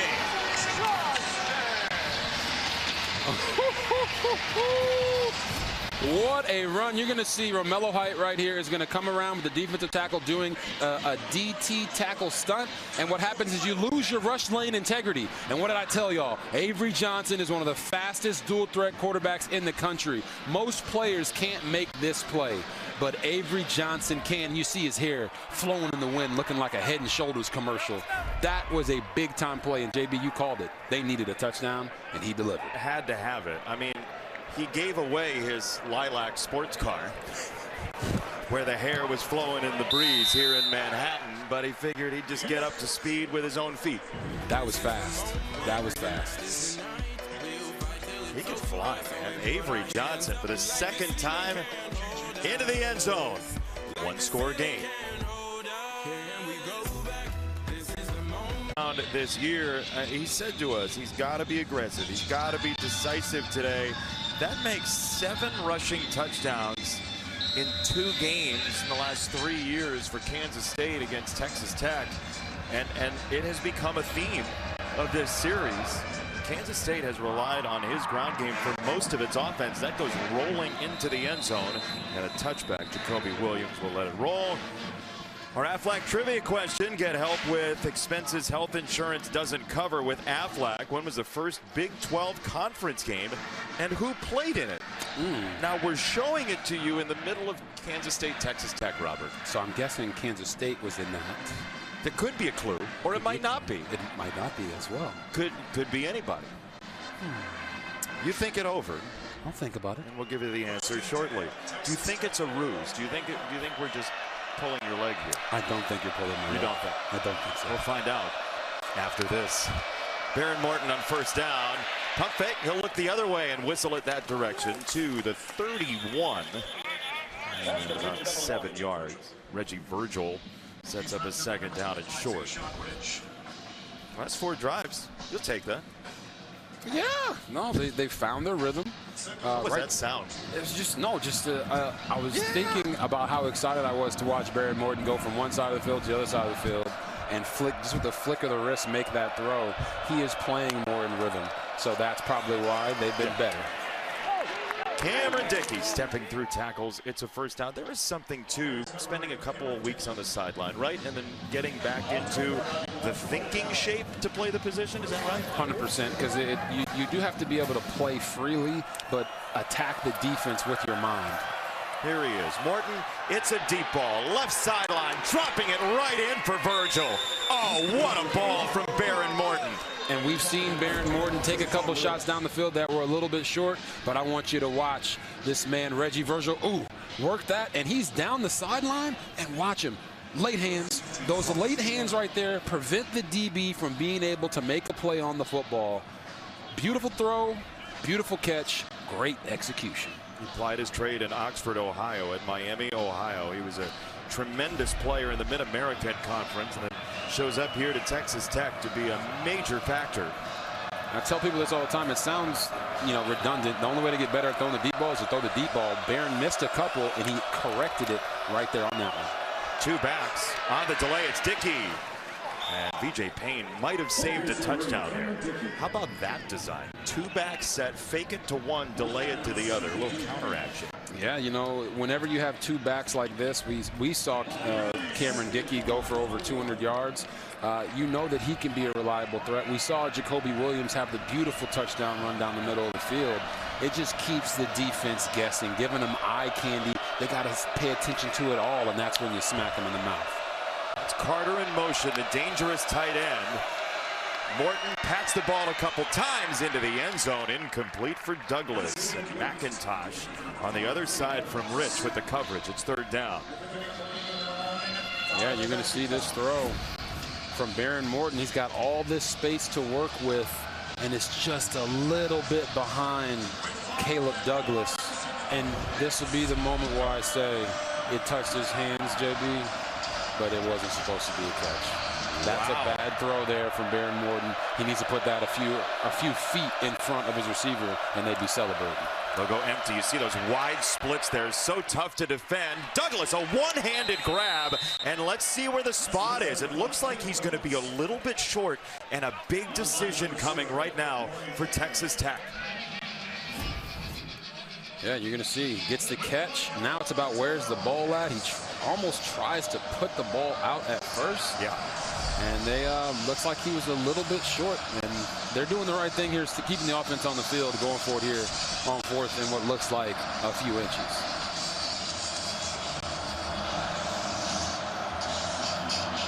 They've only gone for it 11 times on fourth down all year, and it looks like they're going to burn a timeout, which is something you might need late in a game in the Big 12, which lives on the edge of the cliff in one-score games for a living. I mean, that's the way this conference has gone. We'll see if it hurts. 4th and 1 when we come back. Out. Replay stopped this to take a look at this third down possible conversion. Caleb Douglas reached out the ball, but they officially announced the ruling was upheld. It's 4th down. So after all that, no timeout. They keep their 3 timeouts. Texas Tech still has to go for it on 4th down here. That's their choice, and they will. Last couple times they've gone to like a wildcat type of situation at the running back spot. Wouldn't be surprised to see them hand this one off to Cameron Dickey. After the motion from Virgil, it's a false start. John Carlos Miller, the tight end, moved. Man, oh man. So many offensive line penalties for Texas Tech. False start. Offense. Multiple players moved, but the center did not snap the ball. 5-yard penalty. 4th down. To reiterate, Texas Tech came in with 29 false start or holding penalties this year. That was 9th in the country. Entering play today, they had 2 very early false starts, and this one just sends a drive 6 feet under. Yeah, and it takes points off the board. Now you're having to settle for a field goal, which I do believe is the right decision here on 4th and 6. Get those points on the board, but you were trying to be aggressive and put yourself ahead by even more and getting a touchdown if you convert that 4th down. So Stone Harrington from 29, and the kick is good. It's an 8-point game. Kansas State gets a big stop for only 3.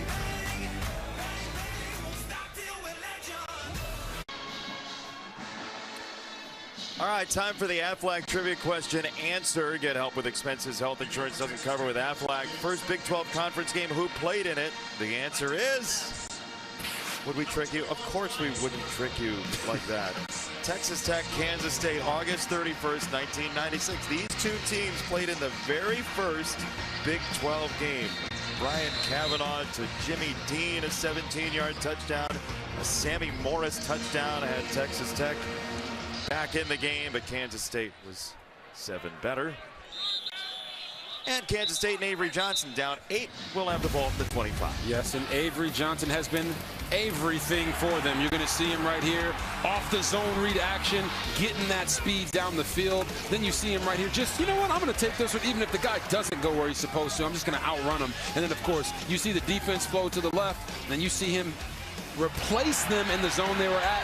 And speed in space always wins the race. Avery Johnson has done an amazing job of running in critical situations to help this team stay in this game. They're going to have to ask more of him, as you already saw his stats down there at the bottom of the screen. The safety Wisniewski coming up to the line. Jackson is driven back. He'll get maybe a yard or two. John Curry with the stop. Second down for Kansas State. How much more can you ask of Avery Johnson? How many times can you run him, considering you don't have a ton of experience behind him? Yeah, that's one thing that coaches get into a conundrum about is you have this quarterback, he's a dynamic runner, but if you run him too much, you can run him into the ground and risk injury. I think for K-State, this game means everything for their season. If they win it, it puts them right back in the middle of the pack. If they lose, they have no chance of making it to the Big 12 title game. So you got to just do what you have to do in this one. Jace Brown, oh, what speed by Bailey. He tracked him the whole way.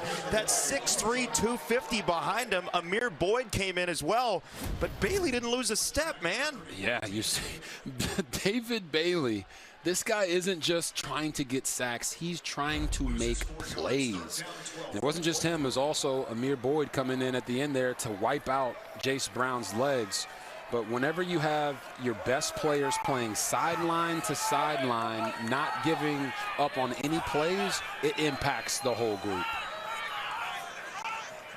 We'll go 3 tight ends here on 3rd and 11 for Kansas State against this defense. You see Bailey coming from the near side. They chip him there. They double team him, and this ball gets away, but it's not going anywhere. It's Amir Boyd again on Ancio this time. What a series for Phoenix's own Amir Boyd. Yeah, Amir Boyd is getting to the point of attack, and you're going to see him. These big tight ends can be very difficult to tackle, but you're going to see Amir Boyd right there. Tight end chips, gets to the flat. He does his responsibility, and then he rallies to make this tackle before the receiver's even ready for him to be there. Just an outstanding series for Amir Boyd. Aiken on the return. Corey Aiken wanted the outside, and he was denied. 45-yard punt, not much of a return. And Mason Olguin, the long snapper, got down there. Tomorrow on Fox, NFC North, Vikings and Lions from Detroit, or the Jaguars and the Raiders at 4 Eastern time. Check local listings for the game in your area tomorrow on Fox. After week 1, there was some questions about the Lions, but they have found their footing in a big way in the NFC North. Looks like Jaden Rowe is the injured player down for Kansas State here after the punt coverage. Junior out of Tulsa Union High School.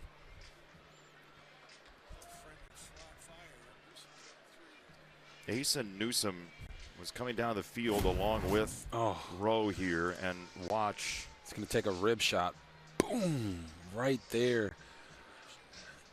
Oh, it's the worst thing because it is friendly fire. It's totally exposed. Totally exposed. And you can tell that the friendly fire had his eyes closed. We always tell defensive guys, see what you hit. And if he would have had his eyes open, he wouldn't hit his own guy.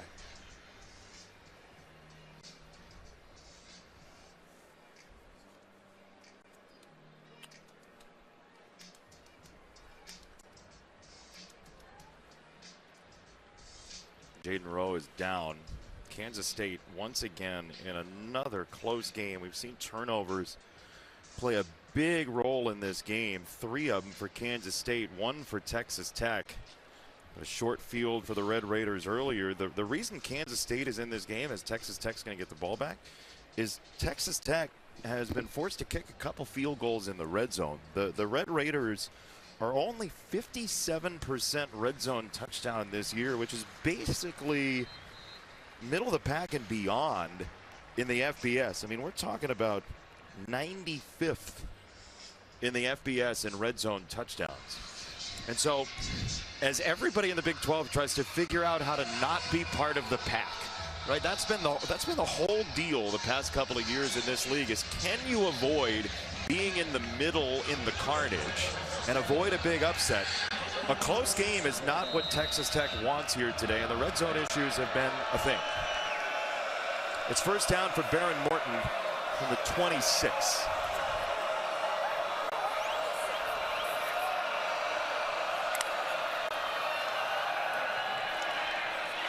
Morton keeps his eyes up. He'll wing it downfield. He's got it for Carter in space again.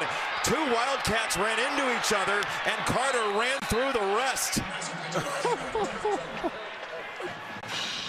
Terrence Carter with the moves down the field. You're going to see Baron Morton do a really nice job keeping his eyes down the field as he moves out of the pocket. Boom, get your eyes there. See the open receiver, hit the open receiver, and then Terrence Carter Jr. does the rest. Another thing I'm noticing is they're getting some one-on-one matchups in the slot with these safeties.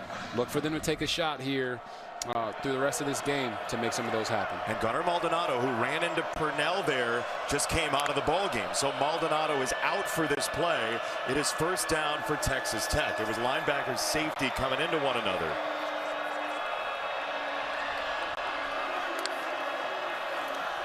Morton to throw, eyeing the left side. Now he runs right. Baron Morton slides into a stop and took a hit.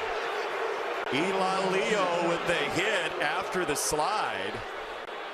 And there is no marker in. That's a shocker because Morton clearly gives himself up before Eli Leo goes to hit him down. There should have been a flag there. Now he tried to hold up, but that typically is not a part of the calculus. I agree with you. Second down through the shadows, Morton, and that's incomplete. It's third down. And 6. Alexis said it off the top of the show. Baron Morton wanted to play the last 2 weeks. He thought in that Kansas game when he got hurt, he was running up and down the sideline. He was like, I can go back in. He told the coaching staff, and Mac Leftwich was like, no. We need you later in the year. They need him for later in the year is right now. This kind of drive is when they need Baron Morton, and why they tried to keep him healthy for November.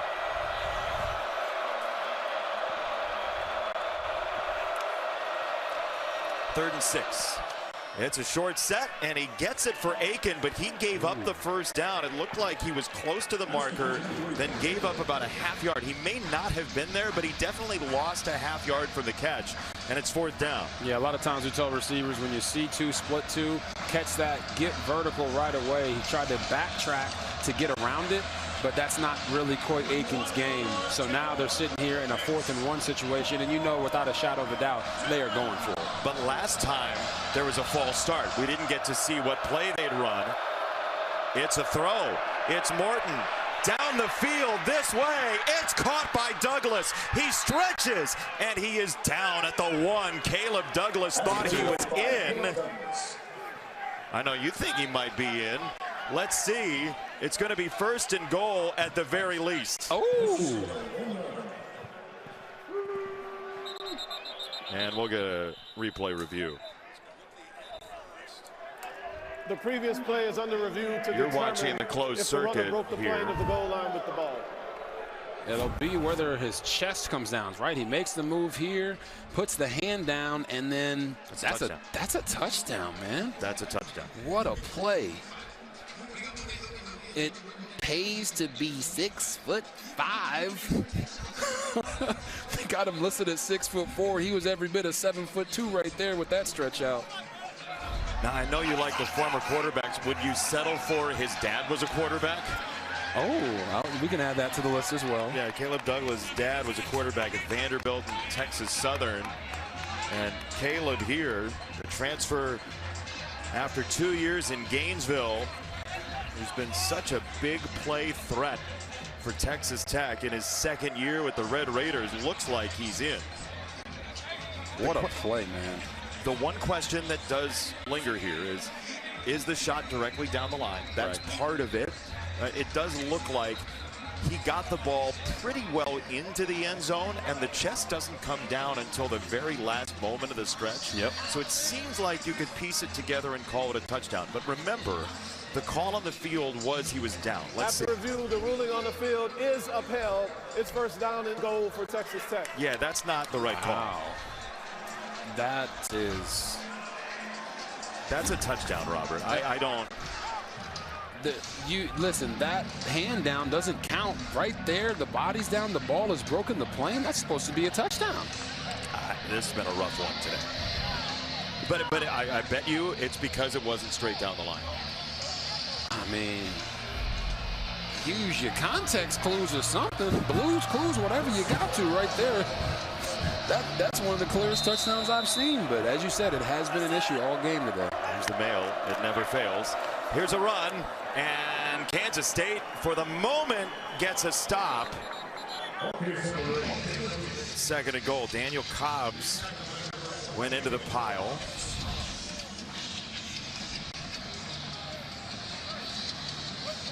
Now, Texas Tech cannot afford a penalty here.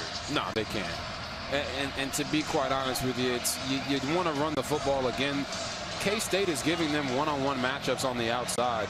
You can see up here at the top, Reggie Virgil's got a one-on-one matchup. And then right here, Terrence Carter Jr. motioning in, showing that his man coverage. Morton will flow this way, and he throws back in the end zone. Douglas, Karma, touchdown.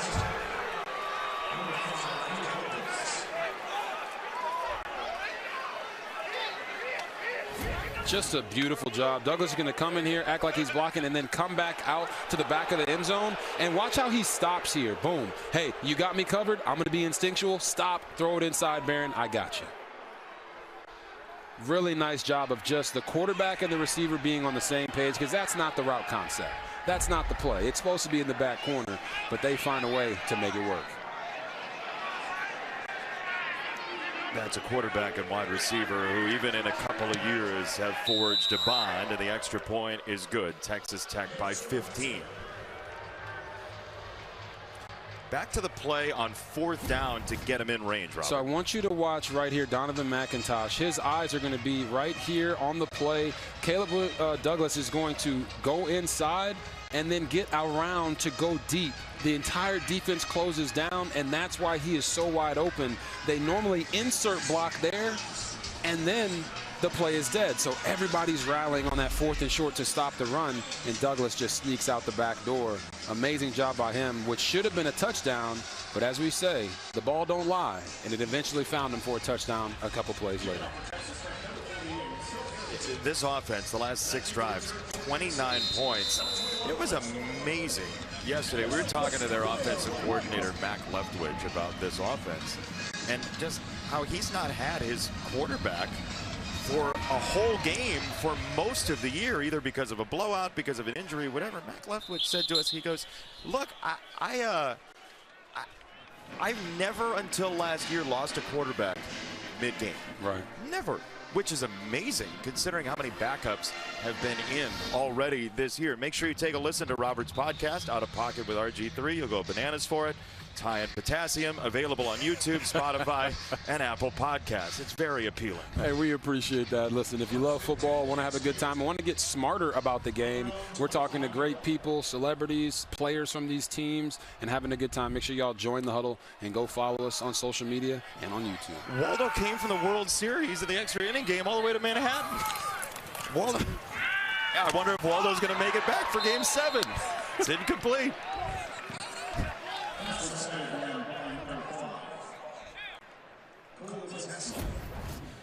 Yeah, and you just see, can't get to the QB, so what we always say, Jason, get your hands up and play volleyball. He might have been able to catch that one. It's a former high school quarterback, Wisniewski. Another one? Mm-hmm. They're everywhere. They are everywhere. Second down.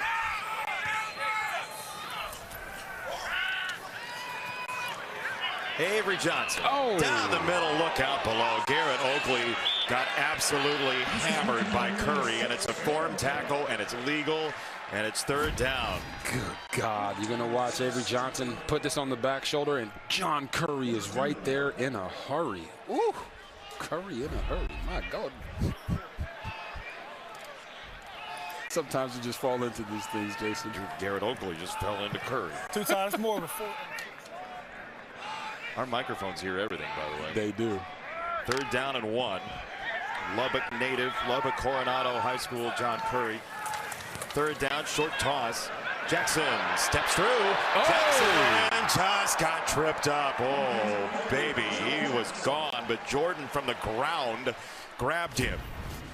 They just have him offset here, make everyone think they're going to run quarterback draw, pitch it to the outside, pin everyone inside, and then it's Joe Jackson just running over guys backwards. And, oh, if he just keeps the feet up, he might still be running. Instead, we'll hit the end of the 3rd quarter, but with enough big plays in the run game for Kansas State, it's not out of the question they come back, but Texas Tech has been very resilient after a couple Avery Johnson touchdowns. It's the Red Raiders by 15 after 3.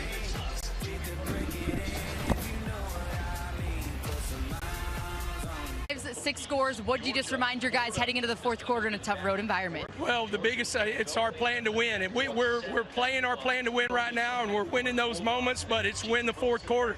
If we win the 4th quarter, we win the game, and that's a big part of what we got to do right here. Thanks, Coach. Thank you. Sometimes it's as easy as that, but how do they do that to stop this run game that's still viable down just 2 scores with 15 minutes left? Yeah, I just think it continues to come down on their pass rush. And when I say that, you saw how David Bailey was working so hard in the running game. These guys have to keep their ears pinned back and understand that you cannot let up at all. It's an option pitch, and it's a juggle for Jackson. That was a late pitch. This defense also playing without Skylar Gill-Howard, who is one of those leaders defensively who went out of that Kansas game and has not been back. He's missed the last 4. Yeah, but when we talked to defensive coordinator Sheil Wood, he told us, you know, Skylar might not be in between the white lines, but as a leader, he has stepped up in a big way to still be there for his teammates. And they talked about it last night. We got to get over this hump of beating this team, and especially beating them here in Manhattan. So his leadership has been monumental. Avery Johnson for Tibbs. Oh, man, what a catch. Brilliant effort. Just a beautiful job. Watch how he goes up and high points this ball. All the young receivers out there, you see the hand fighting, but at the end of the day, you have to catch that football over the top of your head before the DB has a chance to make the play. And Bryce Pollock, number 14 for Texas Tech, is one of the best DBs in the Big 12 Conference. So that's good on good right there. And Tibbs shows up big for Avery Johnson in this offense when they need him the most. Junior year state title game in high school, 225 yards for Tibbs, who's in motion here. It's another run for Avery Johnson. He's inevitable. It's a touchdown. There is a marker in. We'll see if it stands. 69, offense, 10-yard penalty, 1st down. It's on Taylor Portier. In his 7th year of college football, called for the hold. Yeah, Taylor Portier, you're going to see him right here. The flow gets both Jacob Rodriguez and the safety to come inside, and he's working on Lee Hunter, and that turn right there is what they called on him right here. He's got the shoulder pad. That is clearly a hold. You can hear the boos in the stadium, but on this one, the refs got it right. Yeah, it's a really good call. It's at the point of attack. It materially changed the play. But still, Texas Tech's got to find a way to stop that quarterback run game. Now they motion everyone out. No one goes with them, so they know they've got zone coverage here. Johnson to throw to the sideline, and Jackson gets clocked. Wisniewski, it's incomplete. Jackson put it on the ground. He did not hang on. He thought he did. Oh, my goodness. Just listen to this hit, everybody. Violent game of football that they are playing out there. Some people might have said, hey, what about targeting? Yeah. And I know that's what they're clamoring about right now. He did hit him with his shoulder, but it turns into a defenseless receiver conversation about whether or not the receiver had an opportunity. They're going to stop it now. To make a play. Chris Kleiman, he said, how about targeting? Yeah, and you'll see right here, after this catch, the receiver is still protected. So that contact right there to the helmet and neck area with the launch, I don't know if he caught that pass either. They could be looking at two things, right? There's targeting possibility, and then there's also the possible catch. He did not complete the catch, it didn't look like. And the question is it forcible contact to the head or neck area? Where is the contact in the strike spot? Yeah, and you see it right here. It's the shoulder, but it's still contact to the head and neck area. Right, he did hit him in the face mask, it looked like. Which, so yeah, this is the question to me of, has he been able to get out of the defenseless receiver position? I don't think he has. Yeah, by the letter, I don't think so either. Let's see what Mike Pereira thinks. Mike, what do you see here? Well, this is two things they have to look at on this play. Number one, is it a catch? Did he control the ball with the knee down when he was going to the ground? Did the ball pop out, which we can see clearly that it did. The targeting aspect, to me, I don't really like it because it's shoulder, pretty much shoulder to shoulder. Is there a glance off the helmet? Yeah, there is, but it really doesn't fit into what they're looking for, in my opinion, in the NCAA for targeting at this point. So I think basically, I would think that the call would stay as it was, as an incomplete pass. If we did find out, Mike, that the contact, and we're kind of parsing the replays, if we did find out that the contact was into the face mask rather than the shoulder, would you like it for targeting? If he led into the face mask, I would say, but when he does everything he can to turn away from it, I think when you're looking at flagrant hits, which is what we're talking about in targeting, I don't think I would put it in that category. But this has been a difficult day in terms of what we think and what they think with instant replay, so we'll just have to see. Mike, thank you. Appreciate your insight as always. It is a very close play, and as Mike's talking, we've seen a couple replays. It's kind of column A, column B of where the contact was. Was it shoulder or was it looked like face mask from one of the looks, Robert? What do you see? It did look like face mask from one of the looks, but Mikey P's been all over it all day, and that's where, when we're up here having to have these conversations about not really knowing what they're seeing because of some of the calls, imagine what the people at home are saying. I know. So that looked like it was targeting defenseless receiver, shot to the face mask. If it was the face mask. If it was the face mask, and as far as I could see, it looked like the first contact was with the face mask, not the shoulder. See what the replay booth says. There were two elements of the play that were reviewed. After review, there is no foul for targeting. Also, after review, the receiver did complete the process of the catch. His forward progress was driven backwards, and he lost the ball when he hit the ground. It is a catch at the 8-yard line. Whoa. It'll be second down, Kansas State at the 8-yard line. All right. Almost looks like they went 0 for 2 there, Jason. You heard what Mike said.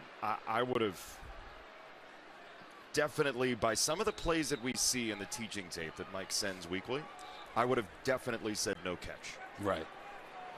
Because he didn't complete the catch all the way down. Correct. But we talk for a living, which is great, because being the replay official for a game like this sounds like an awful idea as a job.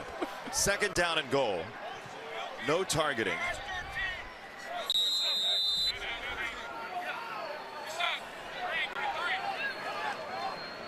Couple of tight ends in, including Lofton. There's Oakley in motion. It's a handoff for Jackson, and he is wrangled almost immediately by Lee Hunter. It's a loss of 1, and it's 3rd and goal. Yeah, you don't see very many 330-pound guys that can move like Lee Hunter right here. Goes with the center, cuts through the two of them, and then still is able to get back to the running back. I mean, come on, man. There's guys on Sundays that wish they had this type of athleticism at 330 pounds like Lee Hunter does. That was impressive. Transferred from UCF by way of Auburn. He spent a year at Auburn, did not play. Then UCF, where he was very productive. 3rd and goal, Kansas State. It's a low snap. Johnson plucks it, throws it to the end zone. What a jumping catch by Oakley for a touchdown. There's a marker in as well back at the 14, but Garrett Oakley, the tight end, went to the top of the mountain. What a play. Romello Height is down on the play as well. There's a lot going on here. A tremendous pass rusher. Height is down on the ground. Oakley has a touchdown for now. It would be the 12th of his Kansas State career. Chris Kleiman waiting for word from the officiating crew.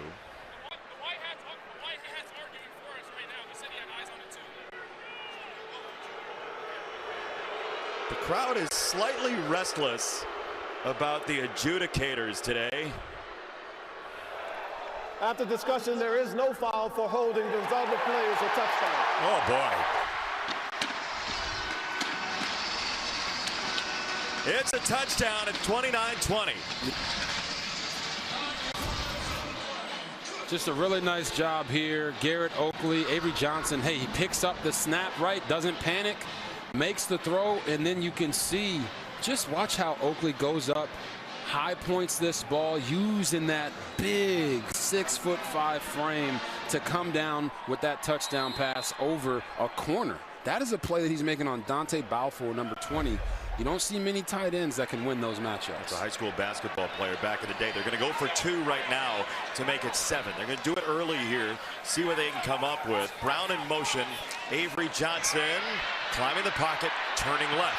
Johnson sees Bailey, has to jump throw in end zone, incomplete. Now you're down 2 scores with 12:44 to go, but at least you know is the thinking here. This has been a weird one. 60 years. And by Wendy's new chicken tenders. Garrett Oakley, outstanding catch to make it 29-20. Kansas State went for 2 to make it a 7-point game. They chased the 2 there. You're kind of grimacing a little bit. I know the analytics tells you to go for it early so that at least you know what you have to do late, but I think it alters the momentum of the game. Kick the extra point, go down by 8, get your defense back on the field, but plays like that shift the momentum back to the other team, and we both know that football is a momentum game. Micah Hudson on the return to try to wrestle some of that momentum. He'll be across the 25, and it's time now for Above and Beyond. It's sponsored by Jersey Mike's. Be a sub above.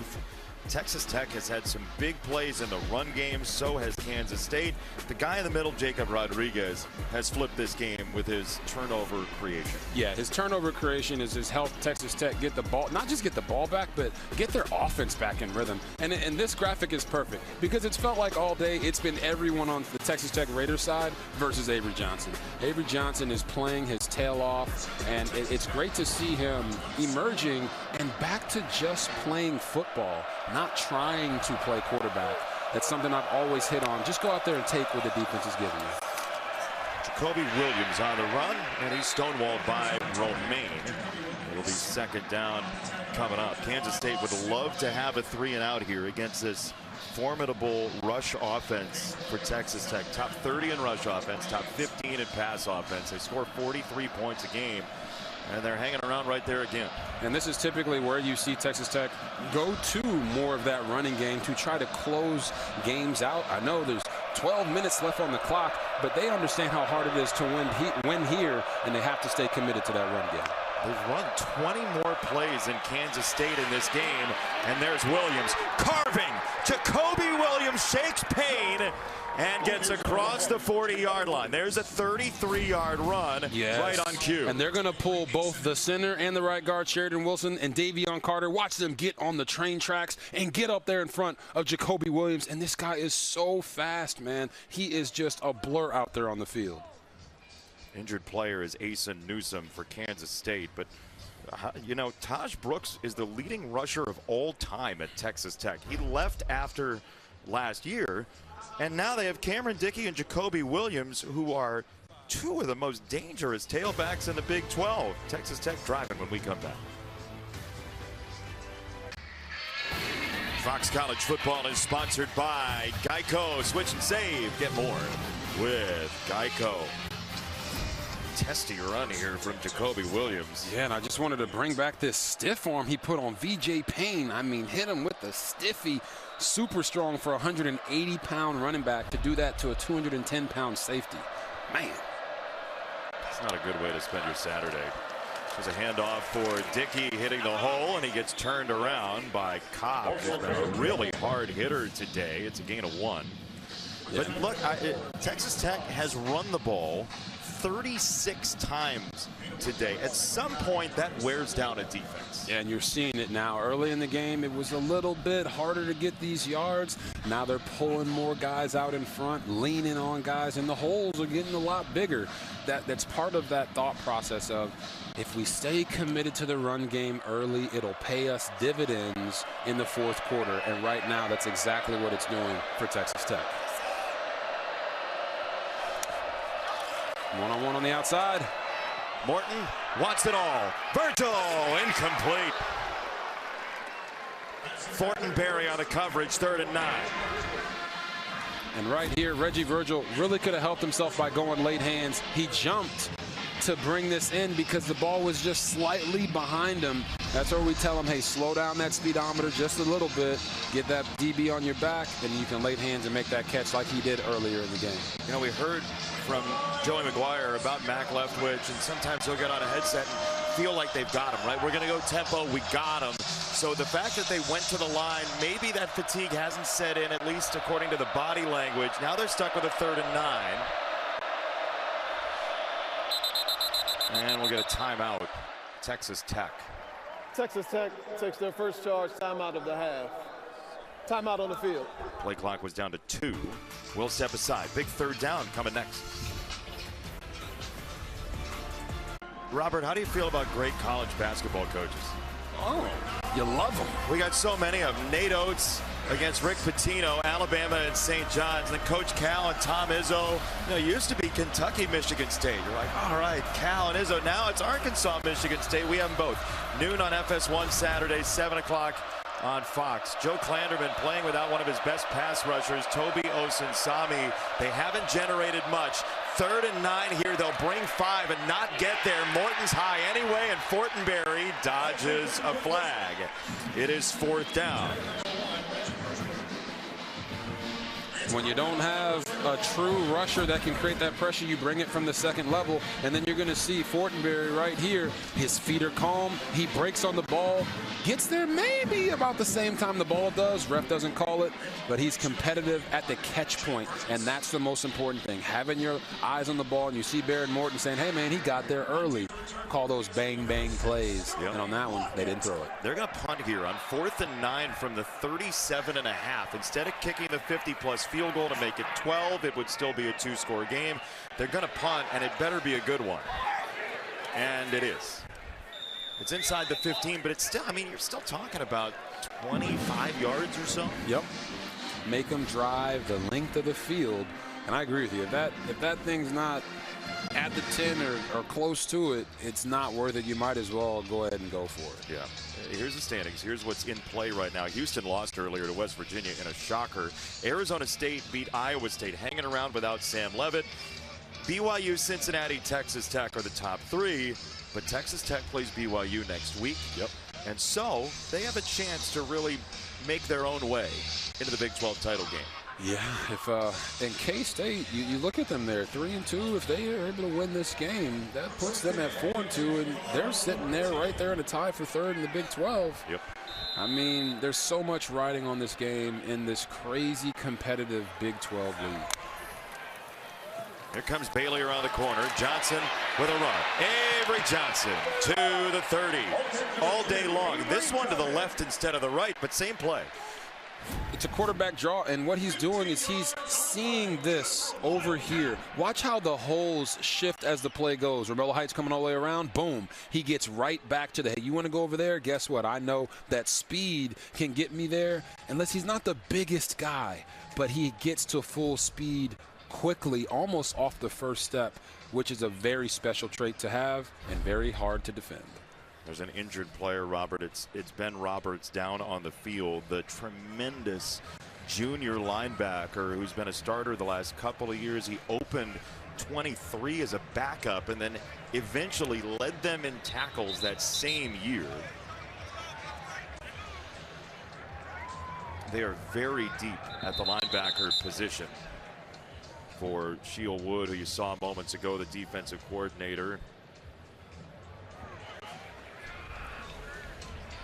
So Roberts will be off for this play at least.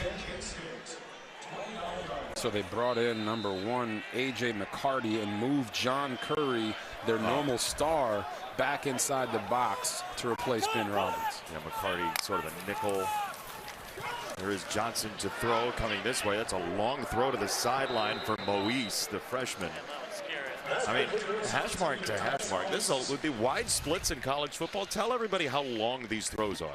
Yeah, I mean, when you get to the NFL, you realize how much tighter those hashes are. But in college football, I mean, you're talking about throwing the ball almost 30 to 40 yards across the field from hash mark all the way to the sideline. You can really show off your arm strength, and Avery Johnson did that there. Second down at 4 for him. Another short set, and that could be interference. Pollock came crashing into Brown. I thought maybe a flag would come out. He was trying to jump the route and pick it off. Yeah, if Baron Morton thought the one from K-State was early, watch this one right here. Bryce Pollock is going to fire down on this out route, and he hits him before the ball even gets there. Only thing I could say is maybe the ref saw that it was uncatchable. Right. That was a really high throw. I think Avery Johnson was being safe knowing that he made the wrong read. Don't make a bad play worse than just Hail Mary out of bounds. Agreed. Roberts is back in, by the way. You see him up at the line, Ben Roberts. And it's a Johnson run. He's going to try the outside, step through one from Pollock, and tiptoe to the sideline. Let's see where the spot is. He is very close to the line to gain. It looks like he has it. First down. Yeah, look at him. That speed, he's not even supposed to be able to make this play, break that tackle, and get around Jacob Rodriguez. But because he's one of the fastest dual threats in the country, ball security there. Ball almost came out. He tiptoes down the sideline. There's one thing you just can't coach, and it's speed, and he has it. Rodriguez might be feeling it a little bit there, but he is a tough customer. First down. Johnson rolling to the right. And Johnson will take it out of bounds. Wisniewski ushers him out. It was A.J. Holmes providing the pressure that time. Replacement for Gil Howard. And you can see Avery Johnson got the hands on the hips a little bit, and he's not trying to dip when you dip, I dip. He is saying to himself, man, I am running a lot. I got to make sure I control my breathing. My team needs me in these moments, so no matter how many times I have to run the football, I'm willing to do it. But this is when your offensive coordinator has to come in and say, all right, I need to give him a play or two to get his win back. But that play is a throw for him, and now he has to scramble. He'll set up Bailey charging after him. Throw it out wide. It's Jackson, and he is wrapped up between Portier and Curry. A little spice from Curry. A little spice from Curry. I see what you did there, sir. And you can see Avery Johnson again. He's breathing heavy, just breathe in through the nose, out through the mouth. And what this Tech defense does so well is even when they don't get sacks, they make the quarterback move off of his spot. Yep. And that is where Avery is probably saying to himself, man, I feel like I'm running for my life back here. He's done that little spin move a couple times in the open field, but it has been effective. Quick throw, got it for Tibbs, short. He'll be a yard short at the 50-yard line. It is 4th and 1 for Kansas State, and the biggest play of the day for the Wildcats right now. Yeah, and this is where we haven't mentioned this guy being out the entire game, Dylan Edwards, their star running back, but you want to go for it here, and you would think, oh, just run the football downhill.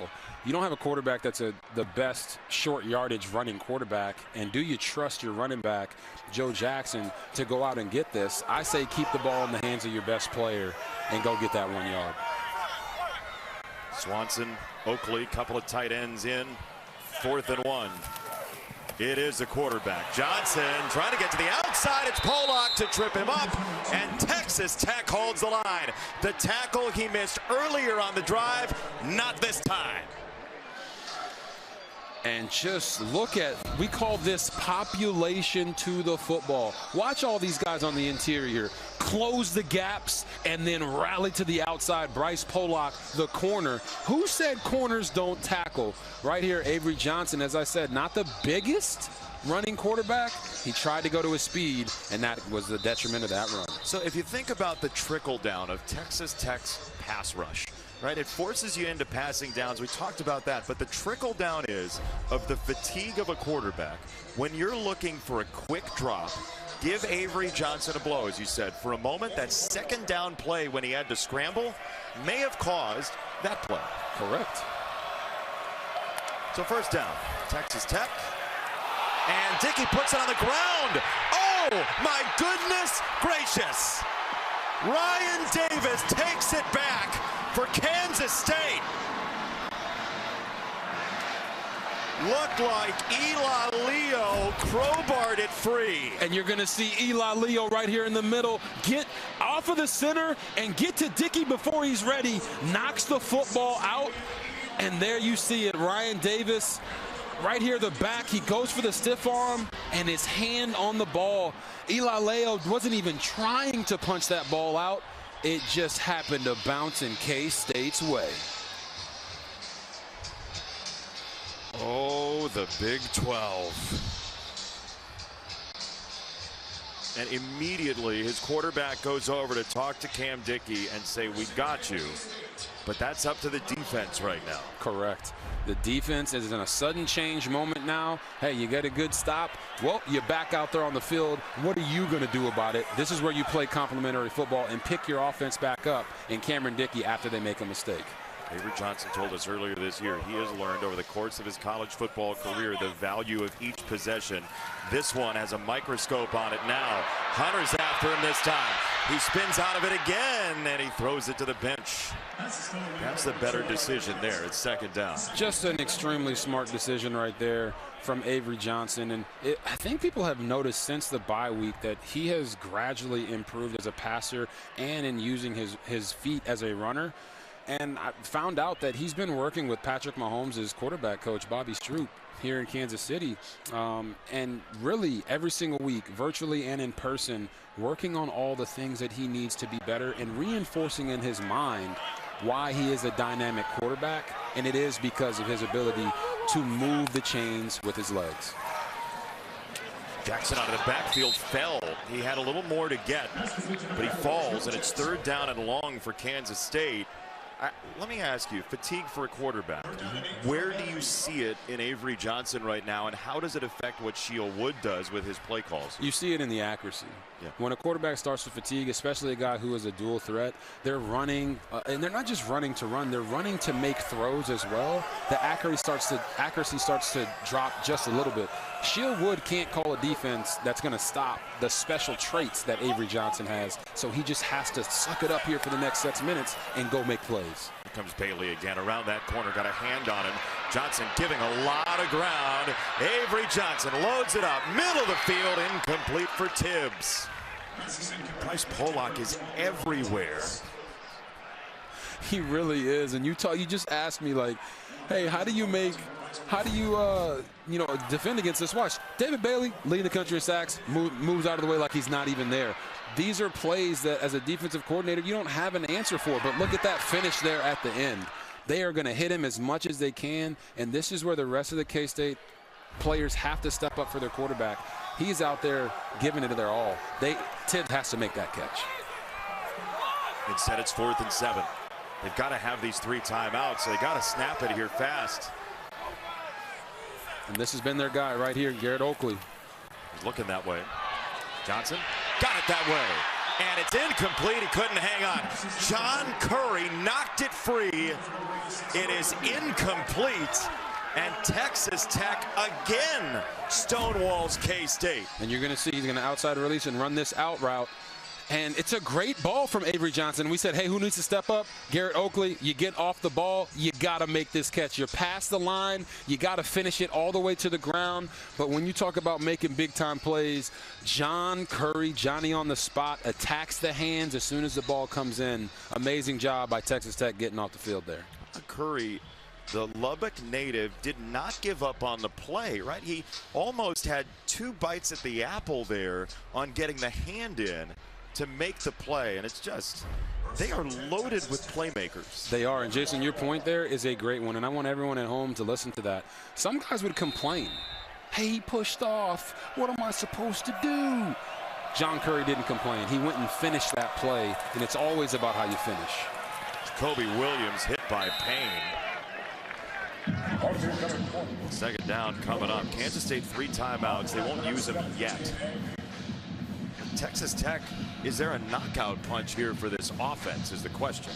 Well, I'm so glad you asked that, Jason, because You're welcome. They've been running the football so effectively, right? You had the fumble there on the last drive, so maybe a little wary of running the ball.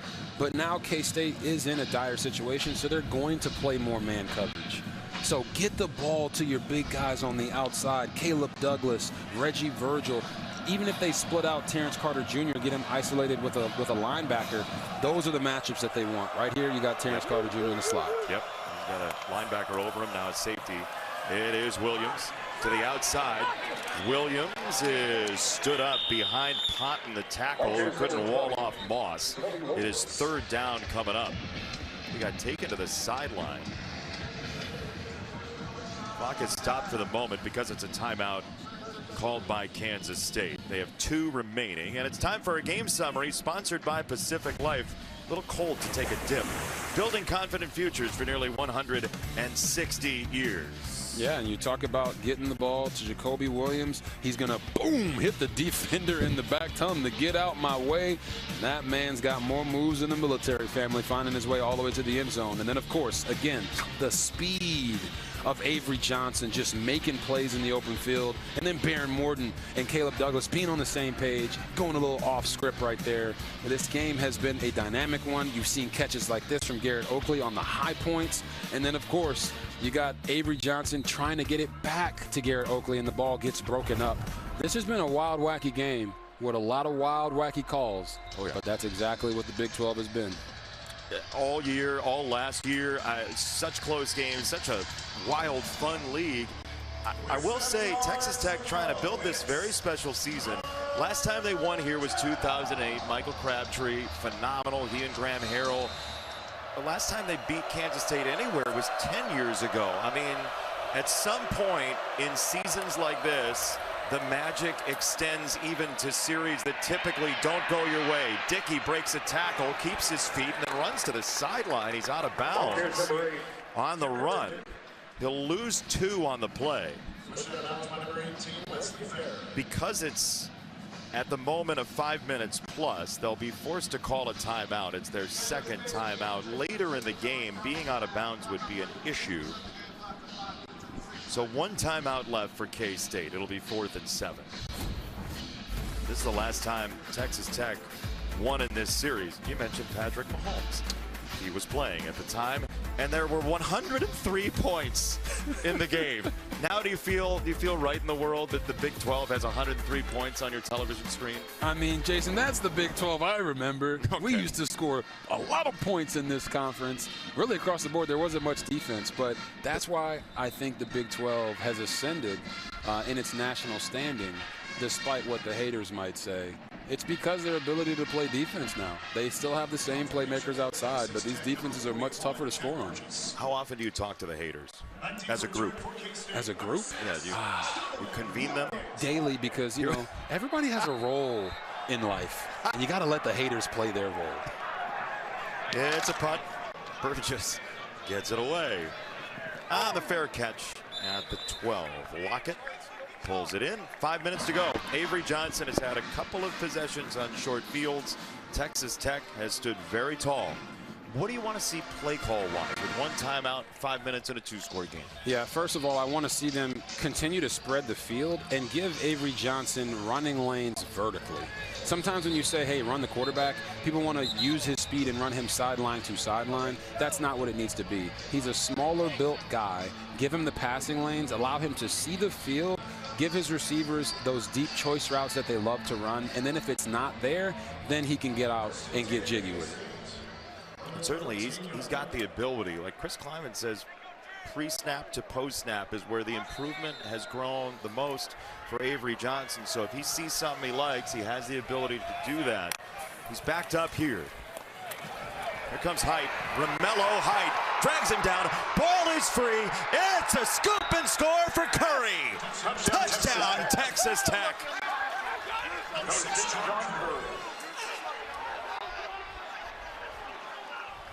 Oh my goodness. Talk about primetime players, make primetime plays in primetime moments.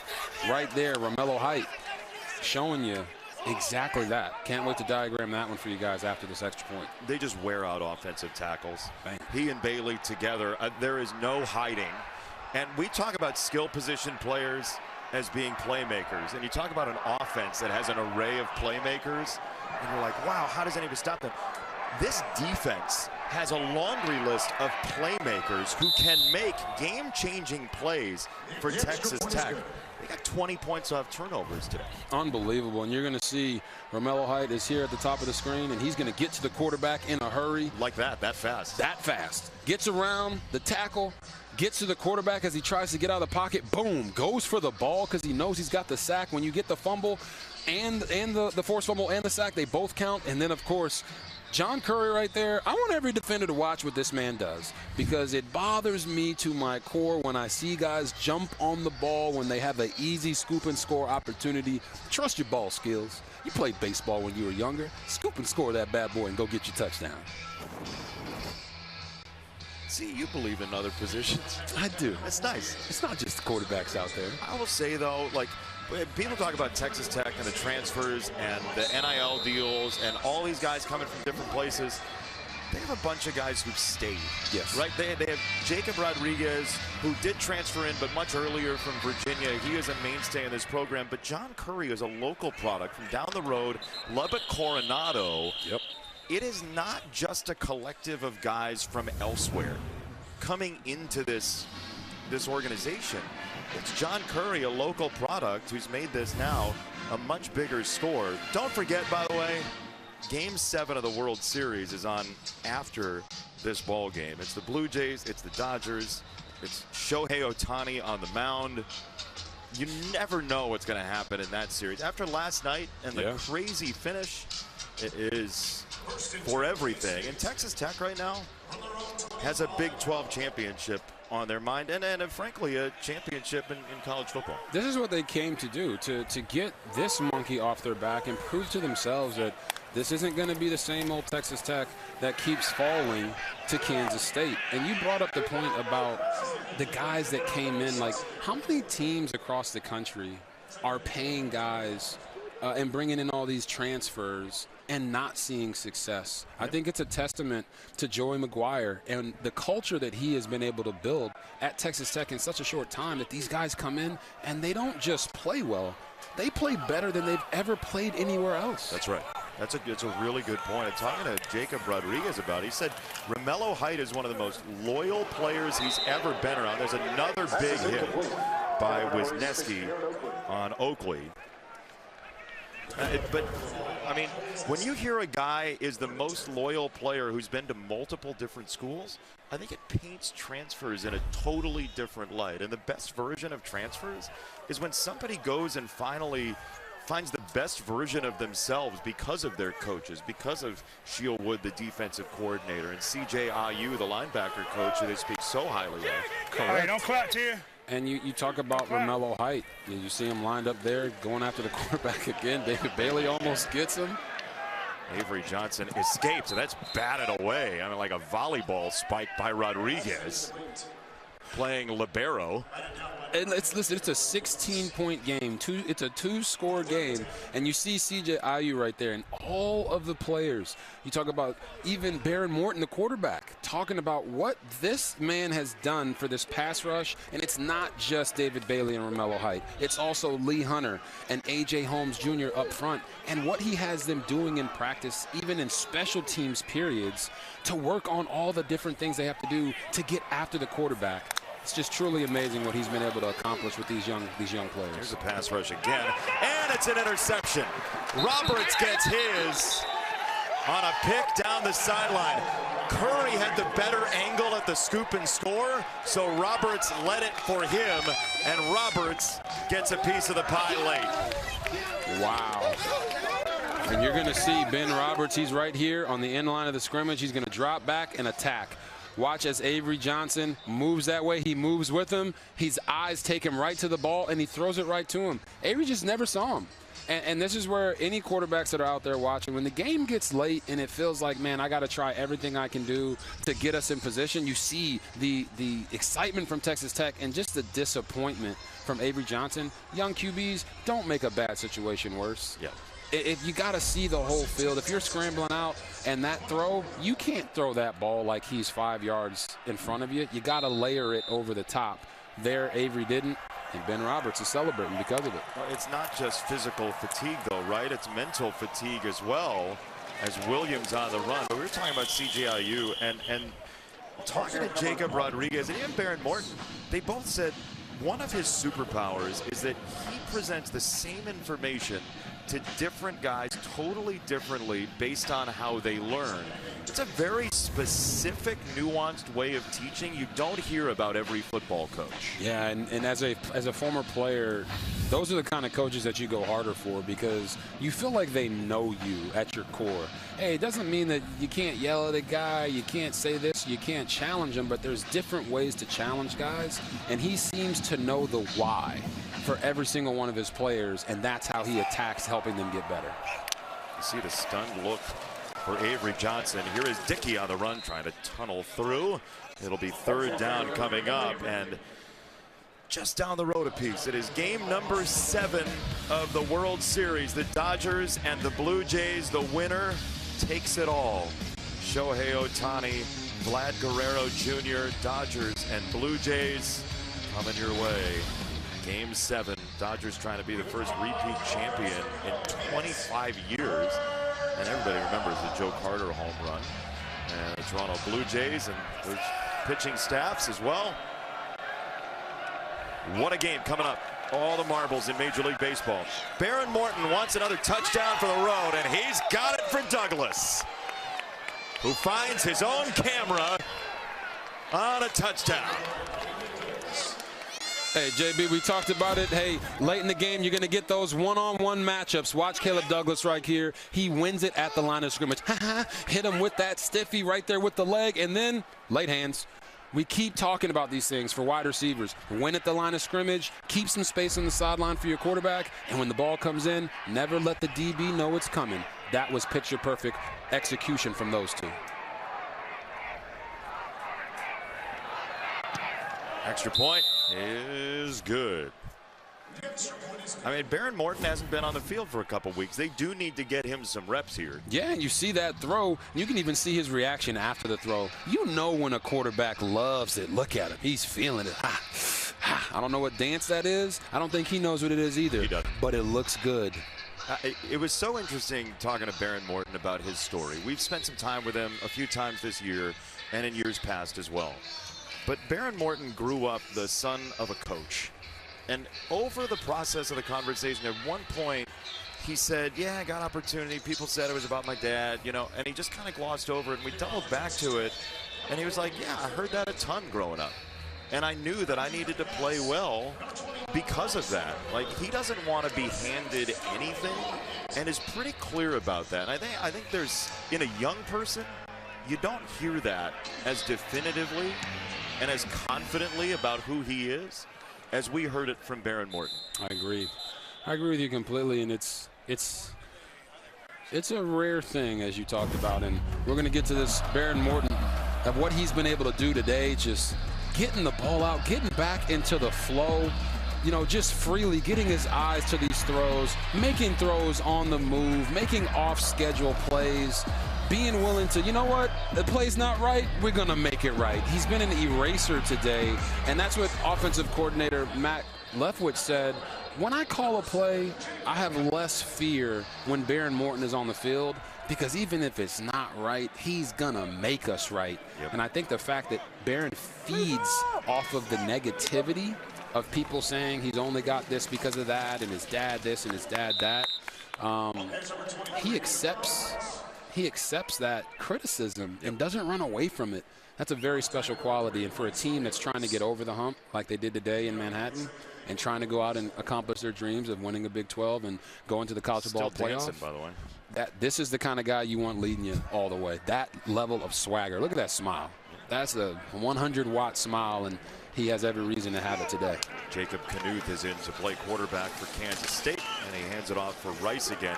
Behren Morton and Jacob Rodriguez are connected as well. Baron Morton's freshman roommate was Jacob Rodriguez's best friend from high school. They've known each other for a while now, and they're trying to build this thing from the ground up for Texas Tech together. I thought it was funny when he said, you know, they're in high school going against these teams, and Baron Morton found out that his team was like, yeah, there's this Mexican over at this other school, Jacob Rodriguez, and he's a tough guy to play. He's glad he's on his team now. World Series Game 7, Dodgers and the Blue Jays from Rogers Center.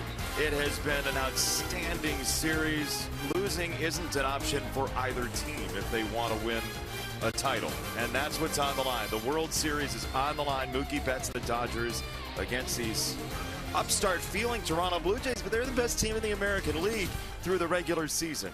And Texas Tech has been one of the best in college football. Jacob Rodriguez and his defense has been brilliant once again, creating turnovers and havoc. And here is Rice on the run. He is stood up by Bryce Ramirez, another longtime Texas Tech linebacker.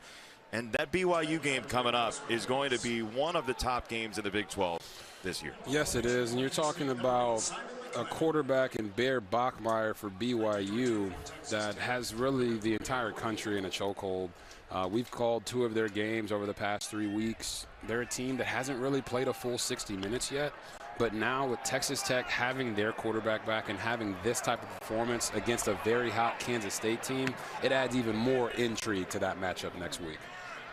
For the top of the table in the Big 12, Aiken with a fair catch. We've got $1:17 to go. Texas Tech will kneel down a couple of times.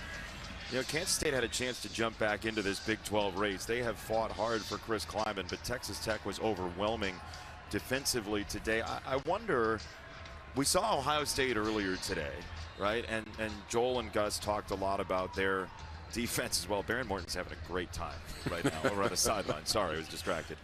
The best defense discussion in college football is a really difficult one. Yeah, it is. And, you know, Ohio State and what they've been able to do offensively when you have Carnell Tate and Jeremiah Smith at wide receiver, it feels like they can do whatever they want on the offensive side of the ball. Defensively, I still lean a little bit more towards Texas Tech, especially after today's performance.